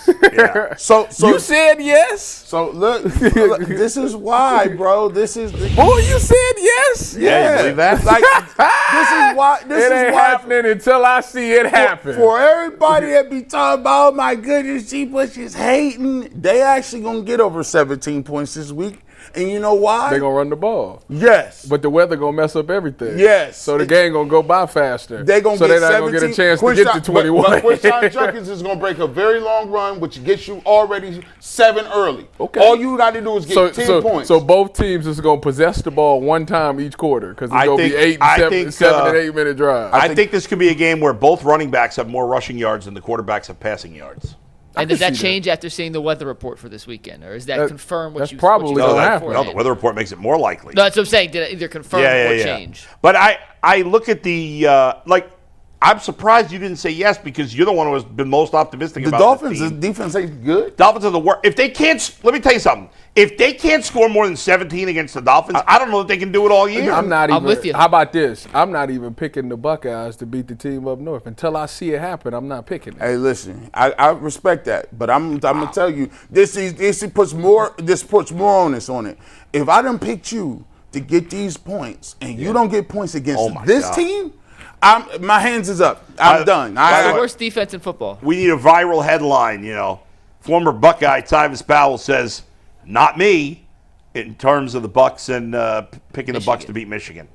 Yeah, I said last week that I could not pick the Browns to score over 17 until I saw it. Yeah, and I already flip-flopped on that because of how bad Miami's defense is, and this is more of a hope pick. To your point, Bull. Yeah, if they can't do it against this Miami defense, I'm out. I'm done. I quit. I'm done. I'm advocating. Listen, if they can't get points, there is no. I need a sign an agreement. All the Stefanski beard lovers. If the beard can't get it done against the Dolphins, you now have to go in the chat and denounce your beard hoodies. I think Jason Lloyd has to call for Stefanski's fire. Who else said no? It was me, Dustin, and who? And Earl the Pearl. Shout out to Earl. Earl is scorched earth. Earl is not. He's disgruntled right now. It's always bad Earl when me and Dustin see it. He is so far out. When we first got Earl on UCSS, when he first joined the UCSS family, he was in G. Bush's camp of the most optimistic. No. He was way Browns fan. He was the most biased. Yeah, right. I don't want to say biased. The most optimistic. He loved his team. You couldn't say you couldn't say nothing about the regular play. I'm like Donovan Peoples-Jones. Yeah, he wouldn't trade Donovan in a fourth. Donovan Peoples-Jones in a fourth for Aaron Donald. That was Earl's worst take ever on the show. No. Yes. Donovan Mitchell. Yeah. But yes, he wouldn't trade Donovan Peoples-Jones in a four for Aaron Donald, which was crazy work right there. Earl. And now Earl's gone the opposite way. He's the most down in the dumps on the Browns. We've seen the. I don't blame him, man. He was as far. I don't want to say left and right because that takes not political whatsoever, but as far on one end of the spectrum as humanly possible, and now he is completely swung to the other end of the spectrum. It's crazy, and he's further. Listen, I'm the Kool-Aid Mafia guy. I told you Flacco would throw for 300 yards week after week. Actually, he did though. But just check the resumes. But what I'm saying though is, even Earl, nah. Dylan gotta come sit down. Yeah. Stefanski gotta go. Listen, he is from here through and through. Yeah, he is. All right, next one. Dylan Gabriel is making his third start. In his first two starts, he has yet to turn the football over. So will he make it 3 for 3 and play another turnover-free football game against Miami? I checked these. The rest are all right, so you're going to see the right graphic. Tyvis, you said yes. He will play another turnover-free football game. And you agreed with Jay Crawford and Dustin. The rest of us all think turnover number 1. Why? Because he almost threw Miami. 5 of them last game? Here's why Tyvis is said yes. And the only reason I said no is because I think he gets strip sacked. Does that count? That's a strip sack. Absolutely. That's not fair, though. What you mean? You thought it was a turnover? That's weak, though. No, you say that's a turnover. And the reason why Tyvis thinks that they gonna run the ball. We did film review, and Tyvis can attest. All you Stefanski beer guys, listen. Actually, Stefanski had 3 or 4 decent plays. And they were down the field, shot plays available. And Dylan Gabriel didn't pull the trigger. Did he not? He pulled the trigger on a couple phase. He missed the one that was open. He missed bad. He missed bad. But he has to take more chances. Dylan. He's not going to do it. And he's not going to do it. He's going to. And the weather's bad. They're going to run the ball. So he's not going to throw picks. You got a nothing quarterback throwing in bad wind and rain. They not. What they going to throw it? They're going to throw it 15 times. With wide receivers that will help you get an interception because they'll drop the ball and maybe pop it up in the air. And yet, He's got 0 on the season. I don't think he's. Oh, what I you don't think said, he's gonna yeah, throw he a got pick. 0. I mean, he's gotten lucky that he is. Oh, yeah, That's he had just 6 luck. last That's fine. He's Bye, been bye, bye. lucky. He's Hawaiian. How many? What's that? He's Hawaiian. So what does that have to do with anything? He got luck. He can't play in this weather. It's never like this in Hawaii. I mean, It's he's perfect playing in the Hawaii. They Oregon. gonna run the ball. Y'all just told me that they gonna run the ball. I know, but they're gonna run it every play. They gonna put him in the run game. That's another thing. They try to make him a mobile quarterback. He is not a Stop. He gonna You try guys to- trying to he's not stop, an act like we're going to run boots. And you're not running a wildcat. He's not Quit. gonna throw no pick. By the way, no picks, though. if the Browns don't score 17 this game and he looks like ass, I'd start Shador the next week. Cheeks is a much funny word. Cheeks, or you know what? You know what? You got to go with buns. Let You make the move after You the know, bye. You make the move because they play. let him after the bye. Let Gabriel play this. Yeah. That's Bring him in it. after We, the we, bye. we don't want. I told him. I told was the him. first We don't word want to you watch said? his Ass. Okay. Yeah. Cheeks is funny. Cheeks. All right, next Buns. one. Kids' ears might bleed for me saying ass, so Yeah. we got to be careful. Next, no, I didn't get in your ear. Okay. Will Jerry Jeudy have more receptions versus the Dolphins and the Browns as a team have drops? Now, I asked this question before we knew the weather report, unless some of you, like myself, looked into it beforehand. Yeah. The answers on this one, I'm going to show you how you initially responded. Then I'm going to see if any of you guys want to switch sides of the fence. Because all three of you said, yes, Jeudy will have more receptions than the Browns will have drops. Dustin and I said no.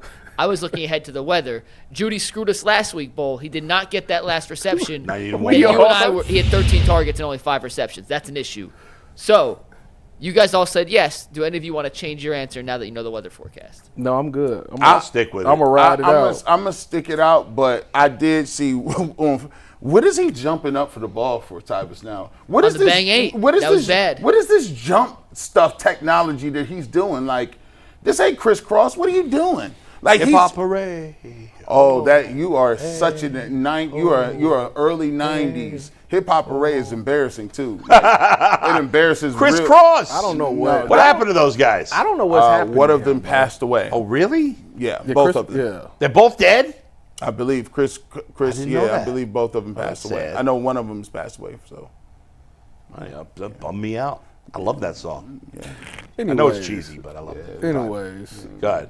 what was I about to say? I don't know what happened to Jeudy. I don't know why he's doing this jump thing. I don't know. Like, dude, he just- you need it's to lock sit down. in. Look, throw up the rock. Go back old school. You got to throw up the rock. You think he's just in his head now about the drops? Like he's thinking about it on every play? If he is, then he need to stop.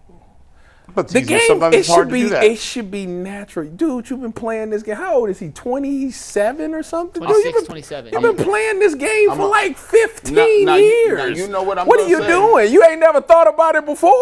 you know what He's I'm in a going to slump. say. I'm going to say this. Now, mind you, this is not what I'm thinking, because I feel like if a hippopotamus is throwing you the rock, you got to catch that. But is there a thing to the left-handed spin thing? He was dropping it with Joe. There you go. No, He's dropping it like it was hot with Missing Joe. with that. He No. was dropping it like it was hot with all the other ones. He was getting low. I He got dropped it Jerry last Jeudy year, with too. 5 catches and the Browns with 4 drops. And we can't Okay. keep That talking was about the exact dropping. number last week, by Yeah. the way. So that's Yeah. a repeat. Super duper. All right, next question, number 4. Will there be more total touchdowns or sacks in this game? Total touchdowns from both teams or sacks? It's a dead even split, 4-4. The yeses to this one, Jason, Earl, Dustin, and myself. The no's or the sacks, All right. you 3 plus Jay Crawford. Smart people are on the sack I'm side. shocked that y'all saying that with all How the many touchdowns do you think are going to happen in this game, Mike? I think it's going to be 4 touchdowns and 3 sacks. Man, I can't. And 4 listen, touchdowns. And we're Crazy. crazy. And we're Chris. I can't believe you insinuated that Dylan Gabriel took 6 sacks last week. You're trying to tell me like I didn't watch these sacks being happen. Well, like I don't think they're going to throw the ball nearly as much. like these sacks is like you know. They'll be lucky to get 3 touchdowns total in this game. What's the I mean, over-under? It is 40? I'm taking the It's under. not on the board anymore. It was It was 40. 39 it's not and a on half. the board. Take the- 39 and a half this morning I saw. take the It's since under. the weather report came out. Yeah. It's been taken off the board. I'm I sure we mean, back up take this the weekend. under. Or back up in Take the day. the under, sure. I got 3 touchdowns and 6 sacks. Oh, I got Maybe 10 sacks. No, I got 9. 9 sacks. I got 7. 4.5 apiece. 3? You think I there'll be got 3 sacks in 7 this sacks. game? Neither offensive line is any good. I think they're going to run the ball a ton. Nah. But Mike, even if they only throw it 30 times total, there's going to be more than 3 sacks. Both get it out quickly. They've done a masterful job. The propaganda department in Berea is the highest level. The fact that they still conning you into the fact that Kevin Stefanski he really wants to run the football. He's never really wanted to run the football. Yeah, G's right on that. He is not a run.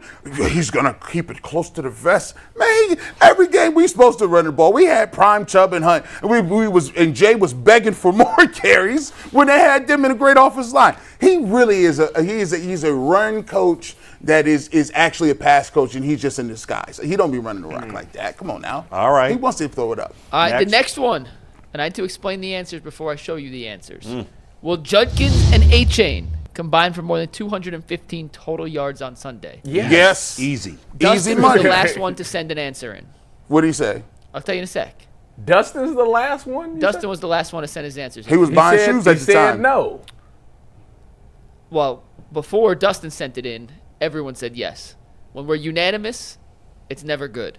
So I said no, even though I think it's yes, just to be on the Tyvis side of we refuse to be unanimous. So I'm not sure if Dustin thought he'd be the only unanimous no, but I do think the answer is yes. I didn't want to be the solo no, but I'd already submitted my answer. Silly. He over here. Nothing we say in this game affects anything that happens. You never know. It's never know.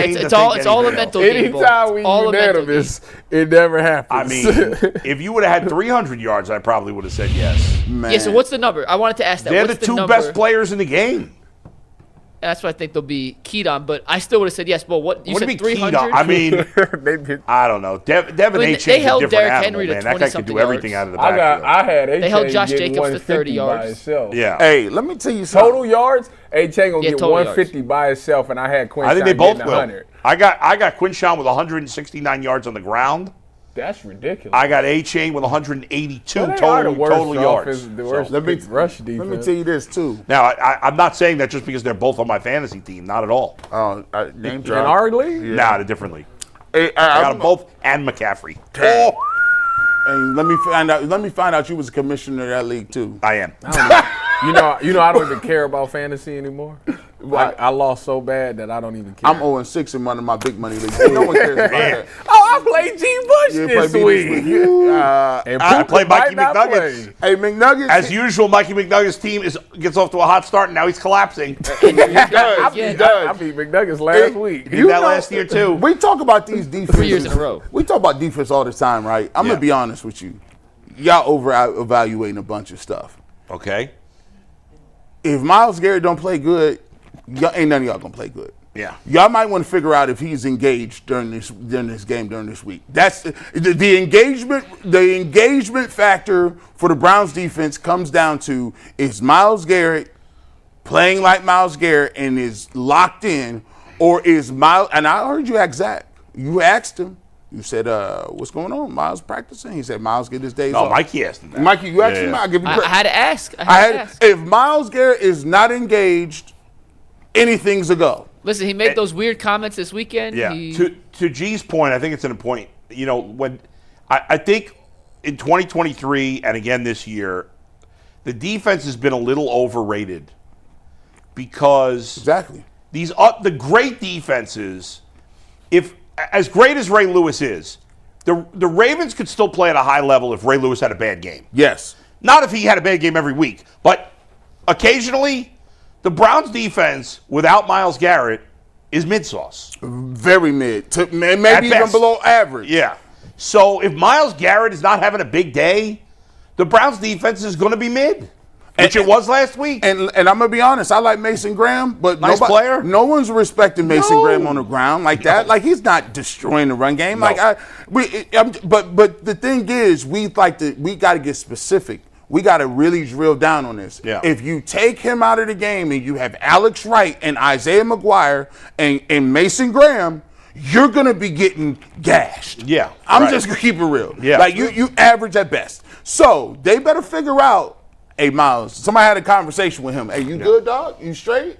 Because if he's not playing, you see what it looks like for the Browns. I'm just going to be honest with you. If the Browns play defense like they did last week, they probably won't win another game. Yeah, the defense was not good enough last I week. mean, it was okay, but It wasn't good enough. It just wasn't. yeah. We got one more, then we got Super Chats to wrap up today's show. This is a dead even split, guys, 4-4. Yeah. Well, the Browns have more offensive yards than punt yards. So yes was more offensive yards, no was more punt yards. This is what it's come to. For this the Browns were a great franchise. The worst in part the about 50s and the 60s, they had moments in the 70s. They were really good in a lot of the 80s. I'm mad that And this is what it's come to, Tyvis. I'm mad And it's an this even not a split, by the way. Yes. And this is how the split came out. you G and sad. Tyvis said yes, more offensive yards. Bull, sad. you and me said no, it'll be more punt. Y'all sad on that. I got side. zero faith in Dylan Gabriel, especially in this weather. Like I said, I think Quinshawn's going to have a big game. I actually think the Browns are going to win. But I don't think either team's going to be able to throw the ball effectively in this game. I think both teams will do really well on the ground, and that'll be it. I got Judkins with 2 touchdowns, and I got A-Chain with 1 touchdown, and that's it. Listen, I'm with Bull. They should win this football game. It's at home. I don't know if I can pick them to win. Like, I'm like Tyvis. So I see it, bro. I got to see it, bro. I can't just be picking you to win like that. But you got to have more than punt yards, man. Come on, man. Like, come on, man. I should. By the way, you out of line. By the way, it's going to be bad enough if the Browns lose this week. Can you imagine if the Browns get boat raced in this game? Oh, listen. Oh my God! All If bets they are got off. that boat happens. race, They get boat I raced. think I might. All We're bets talking is about off. it tomorrow, by the way. I think I What's might that? have to quit. We're the talking radio. about that situation tomorrow. All bets is off. I think I would have to. I might if the Browns lost like 28-7 or something like that. I think I would tell like the Browns radio network, I'm gonna catch y'all next year. It'd be tough. I can't do this Catch anymore. y'all next year. Let Jeff Phelps do it by himself. He's great at doing it too. Jeff Phelps will make you feel great about losing by 40. Oh, yeah. He's a professional at He it, is. bro. I mean, I'm like, man, you know what? We didn't even get beat that bad, bro. Look at the price side. I'm like, Jeff It was the Phelps. closest 34-7 game I've ever seen. Man. I actually put those guys, Baskin and Phelps, on for a few minutes on my way in here. I actually texted Andy Baskin based on something he said. They gave a stat. It was actually an interesting stat. You probably have it for your stat pack tomorrow. Since '99, the Browns have started 1-5 or worse 8 times. That's a third of the season, or a little bad. under it. Think about that. Have the Steelers ever started 1-5? I'll look it up. At least since '99, I bet if they have, maybe once. Like They've most never good finished teams. under 500 with Tomlin, so if it was, it might have been before. Yeah, I mean, Bull, and I also push back. And this is talking points debunked with Yeah. G. Bush. By the way, the talking point that the Haslam's has fired somebody prematurely that ever was a great coach is ridiculous. Which coach came after them that was like, oh my gosh, we didn't even see Mike Pettin no more? Pettin is the only guy you could argue should have been given one more year.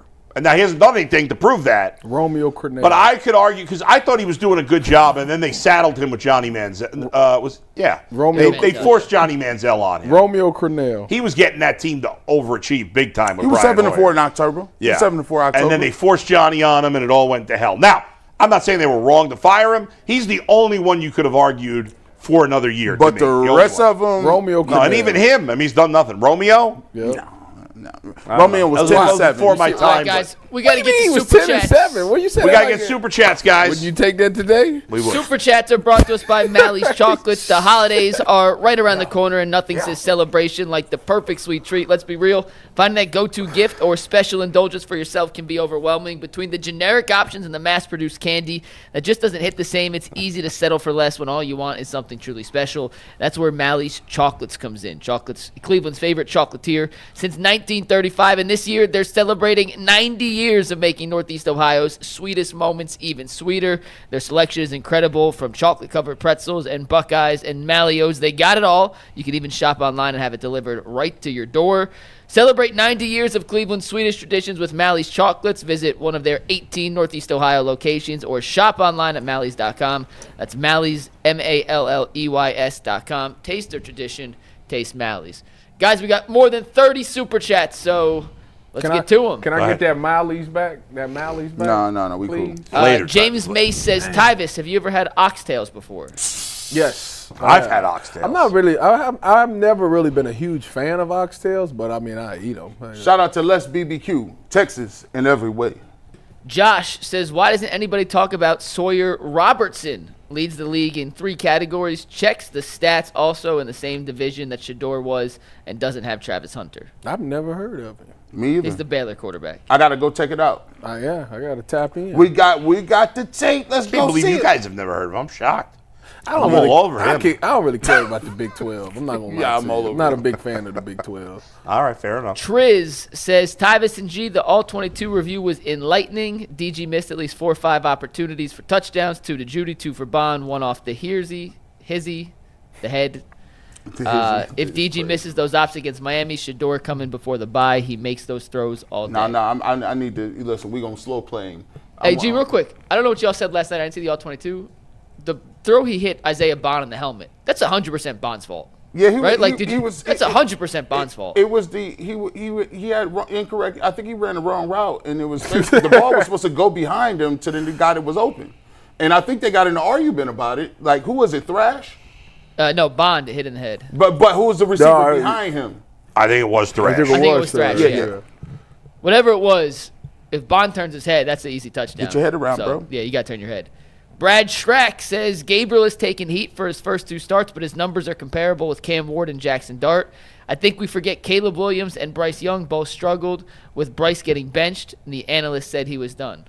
Hey, I ain't saying. And guess where they saying he at now? Say the same thing. Hey, you and I were high on him coming into this year. He's looked good the last 2 weeks. Y'all was wrong. Listen, man. Hey, listen. I'm Did not. they win last week though? Yeah, they're 3-3. They're actually 3-3, but he's been bad. He's been good the last 2 weeks. Tyvis me said Dylan Gabriel is not the reason the Browns are taking L's. He did miss some throws. He has some other things he could do better. But listen, like I said, I got time. Listen, here's the reality. That you know how I said Sean King's crazy on Jameis, but great at everything else. I blew it big time on Baker, but I'm right about every other quarterback. And Dylan Gabriel's not it. We all know this. Let's not pretend he is. Are we just pretending right now? We're pretending. Okay. Miss Bell 70. Fans are conning themselves. Miss Bell 70 says, has Gabriel had a bad offensive line? Bull if college stats don't count. What is used to draft rookies? Stefanski care or ego if he keeps letting DG get pummeled? Do you believe it's not that college stats don't count? It's that they are not proof that a guy's going to be good at the next level. In a vacuum, they're not proof alone that a guy can be successful. Yeah. If that's a fact, because Bailey Zappi, if I remember correctly, has the most yards in college football history. Exactly. You look at the guys. You look at the top 10 guys in terms of yardage in college football history. They pretty much all were either backups or not in the NFL. Yeah. I mean, Colt Brennan put up those monster numbers I think at Hawaii. the 2 best guys are I think Baker and Joe Burrow are like 11 and 12. Besides that, you look at the top. That's for the accuracy one. What's that? That's for the accuracy. Oh, yeah. In terms of completion percentage, I think Baker and Joe Burrow are the only 2 in the top 20 that were any good in the NFL. Okay. So, and that's not to say that because, Shador's stats were good, they may translate to the NFL, but until it does, we don't. It's not necessarily apples to apples. Right. And I always say, the only thing that I care about is what you look like when you got here. He's already here. That's right. So, I could go back and talk about your stats, but I want to see it right here on the field. Yeah, but Josh Allen's numbers were bad out of college. He completed like 56% of his passes, and Josh Allen's Lamar Jackson put up huge numbers in college, and nobody wanted to draft him. Exactly. But nobody wanted to draft him. Yeah, that was kind of crazy. I mean, all these teams passed on him. It was wild. He was my. Now, I give you credit. Josh Rosen. Now, I blew it again on Josh Rosen. That's my other screw up. Yep. But Josh Rosen. I remember that year. My top 2 choices were Josh Rosen, which was the worst call, and then my second choice was Lamar, which nobody else was saying that. I wanted Lamar over Darnold. And it was mostly being talked about Darnold and Baker. Mm-hmm. I said Lamar was going to be better than both. I was right about that. I was obviously wrong about Josh Rosen. There he goes. James Mace Jr. says, if the Browns lose on a game-winning field goal, it's a lot different if they lose 35-13, in my opinion. If the Browns lose, sure. But if they lose to the Dolphins, you lose to the Steelers on a game-ending field goal, okay. You lose this game on a game-ending field goal, it's bad. But yes, if they lose 35-13, it's bad. Forget it. They might not win another game the rest of the year. Starboy says, recently my favorite part of the show is the panel reacting to Super Chats. Bull and Jay's burn session yesterday was the hardest I've laughed this week. Yeah, that was good. Thank you. Shea Peters says, generally speaking, how can we say Shador ain't ready when nobody has seen him play with all the first-team offense, including the coaches? Here's what I always say. The premise that I get, I done seen bad quarterback play after bad quarterback play. It's a list of 50 different quarterbacks. And they've been trashed. Stop trying to act like it's worse and it's going to be a disaster. The moon's going, the world's going to come to an end. He's just not ready. Stop. Well, the Browns, I guess, have been. Here's the only thing I'll say, all right? And I disagree, obviously, with Chris Rose on plenty of things. But he is right that these conspiracy theories about Shedeur are silly. And for people who believe him, if anybody said it about somebody else, you'd agree it was silly. The Browns are not trying to sabotage Shedeur. What do you mean? That don't make any sense. Here's the thing. I just believe that. If you believe they're incompetent, so they're screwing it up, that's reasonable. I just feel like they don't know what they're looking at. That may be fair. That I could agree with. But if you're saying Stefanski wants Shedeur Sanders to suck and wants to ruin his career, that doesn't make any sense. I think Stefanski is a little stubborn. I think he likes Dylan Gabriel. He's going to give him every opportunity to prove himself. Which he should, because they drafted him higher. He drafted him. Yeah. And I'm a person that says, okay, well, let you prove it to me. I'll but watch you don't really think Kevin Stefanski's looking to ruin Shedeur Sanders' career? No, I don't think it's the collateral damage of that. Yeah. But I think that if you do something, it could actually have an effect on your career if you don't get an opportunity. Right. Here's the thing. All people is asking for, I think what's missed in this, is all people asking for is an opportunity to play. Well, That's it. No, I don't agree with that. I think people are asking for more. No. How many, in reality, how many quarterbacks drafted this late would get an opportunity this early? So that's the narrative we're going with. But that's fair, G. It's fair. I mean, so if you're a fifth-round pick, I get that, right? Yeah. But at the end of the day, you got to be able to take the merits and look at it. What I saw him do in the Panthers game was good work. I don't care where you got drafted. I saw what you did that game. So I'm going to extrapolate that and say, okay, I want to see some more of that. So the fifth-round thing to me is irrelevant at this point. But the point is, it is relevant because guys, you think he should have got an opportunity to start already? No. I never said that. Okay, so then he hasn't been treated unfairly in that thing. No, I'm just saying. He's right where he's supposed to be. Okay. So then we're on the same page. He's a backup quarterback right now. He's going to watch Dylan Gabriel, like he said. Yeah. And when he gets his opportunity, he's got to take advantage of it. Then he take advantage of it. Yeah. That's all it is. Yes. All right, go next. Next, Huck Karinsky says, did you guys see the 10-year-old from Bay Village who just won his 4th national championship in USA BMX freestyle on his Huffy? No, I got to check that out. This is wild. I'm supposed to be on all this. A 10-year-old? A 10-year-old won a Shout out to the 10-year-old from Bay Village, whatever his name is. What's his name? Yeah, I wish They didn't say in the thing. And will you look up to see if you can find who the 10-year-old from And Bay Village is? did you play Tony Hawk skating? Yeah, of course. Oh, of course. They just dropped the game. Skater. I haven't played the new one, though. Shout out to Skater Dive. Remember we had that skater here? I forgot his name. The guy was here. Yeah, he was cool. He came for the MGK skating. Yeah, that was cool. Go ahead, Mike. Set Apart Laz says the wide receiver room care. They're the worst in the league. Yeah, they're trash. Yeah, Jay said that. I'll give him credit because I like telling Jay when he's wrong, and he likes busting my balls about Baker. But he was right. They do have the worst receiving room in the league. It is. Yeah. Q says, calling it right now, Quinshawn gets I'd take 89-plus Calvin rush Ridley. yards and a touchdown. Gabriel throws for 194. Judy for 43. Browns money line, put it on a parlay. 10 pays 106. Hashtag go Browns. That was actually astute. I actually think that. I agree. If you're going to bet the Browns, I'd bet them on the money line. I can't bet, so I can't do any of that. Yeah, Tyvis, you stay out this Not the conversation. NFL. All right, but Mike. Cavs start next week. It's back, baby. Raptor Jr. says blaming the O-line is nasty. Shedeur did better with worse. That quarterback can't hit people wide open. Ty even said it. He can't hit anyone open.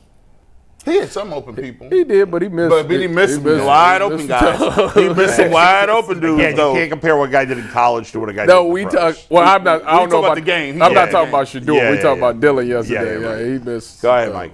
Dragon the Abandoner says, G, if we draft a first-round quarterback, there is no competition next year. That's true. So here that's the thing. You draft the first round quarterback. Then he's what the Chris starter. Rose just said is 100% true. That they're both fighting to see who is the long-time backup quarterback. Miss Bell says, what quarterback has Kevin Stefanski developed? Zero. None. Zilch. None. Kirk Davis says they're not looking at film for a quarterback spot. They doing a bunch of eeny, meeny, miny, mo. That's what it looked like. I don't know. By the way, Kevin Stefanski was at Jackson Dart's Pro Day, looking right at him like this.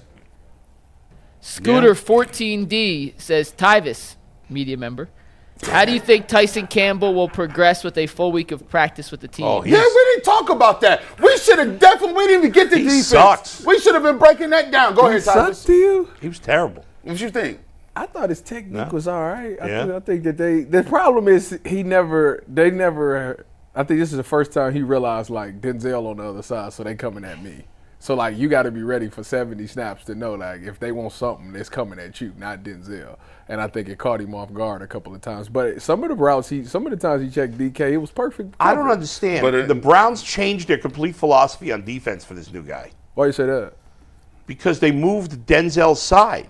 I not saw that. What is that? I said the same thing. That's crazy. I said the same thing. We don't know the plays. Yeah, they had to go They man. had to. But still, I mean, but he like, if it's listen, man, they gonna know you in man because you switching sides Right. anyways. But you might as well just play man on your side. man, listen, they set him up with that Yeah. double move. Next. Next one, James Mace. Thank you, G. Bush, for dropping knowledge. We already have our 2 quarterbacks. Yeah. All right, is that it, Mike? No. I thought the new Well, rule when was did you done put your hand up like this? He fair caught the I whole thought we decided the new rule was done at 1 o'clock. Nope, No, we no, have no, not no, officially we- implemented that. Nope. Oh, okay, we We're- haven't still officially got it. implemented We that. got Fair a bunch- enough. Still got a lot more. Here we go. Keep going. Doggy Bone says, G. Bush is right. We, the Shador cult, saw Shador outplay Caleb Williams against USC when he didn't have his number 1 receiver. love the fact No that- offensive line, no run game. He went 30 for 45 with 371 yards, 4 touchdowns, 1 pick. They lost. Mind you, USC was ranked number 8. I love the fact that they're aware. See their awareness? They said, listen, by no means, listen, we are in the cult. It's like, yo, you could Appreciate the self-recognition. Yeah, I said the self-recognition is brilliant. I appreciate it. Next one, Derek Waldmiller says, if Shador's last name was Manning, he would have gone top 5 with his stats. Would not be true. considered a franchise quarterback, but we all know why it ain't happening. Listen. If Arch Manning had his stats, he'd be the number 1 quarterback overall. True. You know what, guys? You're processing. Listen. You're a process. Go ahead, process. You guys know this. You go If somebody process. thought he was worth a first-round pick, they would have taken him the first round. I mean, I Guys, agree. teams don't care. I Come agree on. with that too. Jalen Carter was in a murder They don't investigation and care. got kicked top Nobody. 10. He didn't. Once he gets past a certain amount of rounds, could he have dropped further because of that? Maybe I could buy that. I'm not. He listen, didn't drop out of the first listen, round because he's Shador Sanders. Listen, I don't buy that. Listen, Yeah. I told people I'm done relitigating Yeah. the draft. When I'm finished with that. Yeah. Well, but he brought it up. The fact of the matter is this. The stats really don't matter. It's all about when they look at your tape. That's right. Does it translate to the quarterback position in the NFL? Again, that's why Drew Aller. We all say Drew Aller stinks, but Drew Aller is 6'5", 200 and something pounds, and got a strong arm. Somebody gonna take the chance on him. Everybody else would be like, he probably should go undrafted. Somebody probably gonna draft him in probably the first 4 rounds because they see those numbers. I overall those measurables. always tell people, listen. The fact of the matter is, I wasn't a big Arch Manning fan. I never really saw it. Who knows what he can be? Reality, what people are saying when they say that is, there's a lot that goes on in pre-draft situations where people can get enamored with certain things. The narrative for Arch Manning was he was already going to be a Manning. His game not like that. He's a running type quarterback. Right. But if you would have put those numbers, it would have fooled a lot of people into believing he was a better quarterback than what it was. I just think what you fool media and fans into believing, you're not fooling the likely to teams. fool executives as much. Now, some of them are bad, so that you I can't. mean, That's a lie. Anthony yeah. Richardson fleeced him. Fleeced him. Zach Wilson fleeced him. Yeah, the list is long. I and mean, the strong. list is long. All it takes is one sucker bull. I just don't buy. I cannot believe, and if I'm proven wrong down the line, so be it. I just cannot believe that the reason Shador Sanders was not drafted in the first round is because And he never did anything that was that big a Me deal. being a conspiracy theorist until Mike Florio proved it, and I said it weeks ago. Yeah. I would have told you, hey, I don't think the league would have colluded with Deshaun Watson on the suspension and not giving out guaranteed contracts until it turned out to be true. I just don't. But the Deshaun Watson thing, I can understand, like colluding on contracts. But nobody understood it when I said it. Why would the league collude against Shedeur Sanders? It doesn't make any sense to me. Again, we are caught up. I don't know about that. We are caught He's up. the most popular dude. Like, why would literally, they be, we I don't see the get it. numbers. It He is just the doesn't most not- popular guy. Here's the reality situation. Yeah. Like, listen, we can still keep talking about the 5th round thing and the 1st round thing. For me, I'm the person that don't really care about that. I really, Right. if I got you, I don't care how I got you. Yeah, I agree. But what I'm saying is, a lot of the messages from fans of Shedeur are that the Browns have nobody kills the Browns more than I do. But this idea that the Browns of all teams have done Shedeur wrong, I just don't buy that. Listen, here's the thing. It goes into you get the media narrative when you get people talking. Always remember this. Yeah. When somebody is saying these things, they're talking and responding to multiple people, whether it's you or I, or Twitter or Facebook. It's just they put it all in one bubble. Yeah. So when they pushing back against certain things, they don't necessarily have to be you saying it. It could be somebody they talking to Joe Schmo on the internet. And that's fine. If they say it to me, that's okay. I got broad shoulders. I can handle it. I don't care. I know what I believe. I know what I stand for. So if people want to call me names or say I'm a hater or whatever, I don't care about that. But what I'm saying is, I just think it's unfair. Again, coming from someone who kills the Browns consistently, Chris Rose would say unfairly at times. I think it's unfair to say the Browns are sabotaging Shedeur or have done him wrong. They're the team that drafted him. So yeah. And who knows? Maybe the fact that they brought him along super slowly will pay off for him in the long run. Well, here's what I'm gonna say. Yeah. Look, you bring him along, you do whatever the case may be. I've always said Shedeur Sanders, it's the best thing in the world that he's here, because if he performs and he does well, there is not one person can say that this dude did not persevere. Somebody gave something to him. It wasn't his father. He stood here. He worked his way from the 4th string, throwing the trash cans, all the way up to the backup quarterback. Now he's at a position to be able to prove himself. That's all at the end of the day we're talking about. And that's it. And to me, waiting to play Shedeur, like not playing him right away, it could only be a benefit in the long run. It's not going to hurt him to have sat 4, 5, 6, 8 weeks. How would that hurt him? Hey, man, it took me 12, 13 years to get on TV and do a show. And I was doing shows in the basement. At the end of the day, the timing is the timing. And when you get there, it's about what you do with it. So let's see. Mike? Next one, Mike Ricksecker says, how did tanking for Tua work for the Dolphins? Not very well. It would have. If they drafted Burrow. Well, and they tried to get, or if they drafted Herbert. They tried to get Burrow, and they won too many games down the stretch. But tanking sometimes does work. But Mr. Turner says, Sanders far off, Dylan's ready now. What do you see? I don't even understand the comment. Okay, next, Kayla Lynn. Dylan is if Dylan's ready right now, and this is how he's playing, but they saying Shedeur is far off from this, then we got. So in that case, if he's long off, he should go back to college. Yeah. That means I mean the bar is set crazy low there, right? Yeah. Kayla Lynn says, given both teams' recent results, which is more desperate for a win? The Dolphins, because there's a shorter leash on McDaniel and them. Yeah, I would agree with that. And the Browns are adverse to changing coaches in front office. Although maybe Jimmy will surprise us. Yeah, they keep. It's all about how you look. Triz has 2 super chats. He says Caleb Williams balling this year, good coaching. And he says, how did Shedeur play against Carolina? Hello, do you guys forget that game? A lot of people. I'm not gonna lie. A lot of people do. He got sacked 5 times against the Rams. I told somebody I was going to bring this up. He got sacked 5 times against the Rams with guys that play at Walmart. I have said this my entire career. I don't care how players play in the preseason, whether it's good or bad. I say it every year. When Shedeur played well against, who did he play well against? Carolina. Panthers. Oh, and then he played badly against who? Rams. So when he played well against the Panthers, I didn't care. When he played poorly against the Rams, I didn't care. It didn't sway me, either of those things. That's my opinion. What a player does in a limited amount of snaps in a preseason game against a defense that's not game planning. That's fair. You know what I think? That's not part of the evaluation for me at all. You know why I think why they like Dylan over Shedeur? Why? I think that with Dylan, you know what you're gonna get. He's a consistent C plus player, something like that.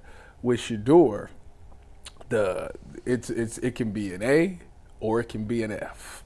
Because if you look at his 2 preseason games, which I know you don't pay attention to, but let's just go off. But I watched them. Yeah, let's just go off the performance. There was an A and an F. It was there's no argument. But then it was an F. Yeah.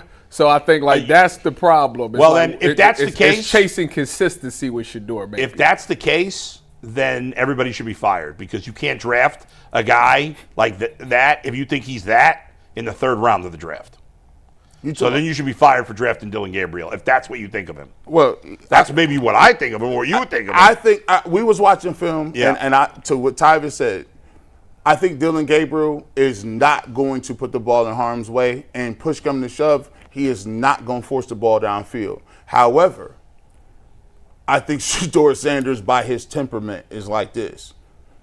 To be a franchise quarterback, I got to take chances, and I got to take risks. I said the example was the play that we watched was I can't remember who it was. The receiver ran like a 15-yard dig. Isaiah Bond ran a post. Yeah. Right?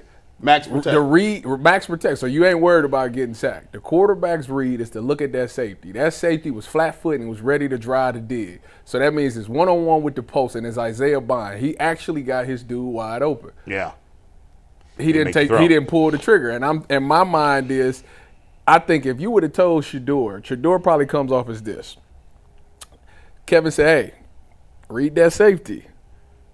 If you're gonna err on throwing it to the dig, if you get a little blinded, throw it to the dig. Yeah. If not, throw the ball away. Where Shedeur look at it and be like, I saw the biggest. I'm throwing this thing. I know Kevin told me to throw this ball away, but I think I can make this play. And the reason that I say that is if you go back and watch Carolina's game, the 2 touchdowns he's thrown. First one, triple coverage. The second one, double coverage. Yeah. But his accuracy was so good that he threaded the needle. I think that makes Kevin nervous. It does. I think you may be right.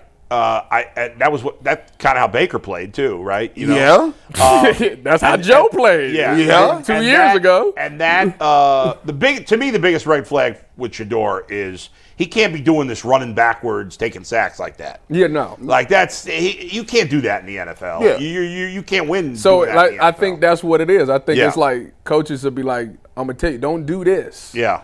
And he probably like, I think I'm good enough to overcome that. I'm gonna do it and try to show them that I can do it. But when it blow up, it's like, then I tell you not to do that. But Myles Garrett told him though. Remember, Myles Garrett was inside. He's like, you see that little spin move I did? He's like, what if I would have pulled that on you, Myles? He was like, no, you wouldn't get that off on me. Yeah, right. Lost your mind. Now, here's the thing. What I'm thinking is, you can coach that. You can coach the running backwards out of him. Coach that out. Yeah. But I don't want to coach that mentality that I can make that throw. I want that aggressiveness. Because that is how you know you got somebody. And we're going to see if I want to see how he improved from the Rams game in the pocket and getting rid of the football, and maybe seeing how Kevin want to run in and do some things to get that out of the system. Go ahead. Next, we got 3 more. Mr. Turner says this dude, Chris, speaking from a biased narrative, this guy, like the rest, using sympathy to try and push the Dylan narrative. Shedeur's clearly the better quarterback. Okay. We're going to see. Raptor Jr. says Chris lied so badly, this is outrageous. Go watch film, dude. I don't know. And Sly says Cavs had the most. He's giving an opinion, folks. Come on. That's his opinion. Shout out to Chris. That's his opinion. He's entitled to his opinion. And Sly says the Cavs have the most expensive starting lineup in the league. They have to do it this year.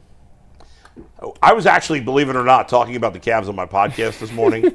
I don't talk a lot. What? You excited, huh? I told you. I am a little excited. I'm going to try to live in the moment with the Cavs, right? I'm excited to see Lonzo Ball. I'm excited to see Lonzo Ball. I got you hyped about Lonzo. Mike got me hyped about them playing some real defense. Can we get LeVar on?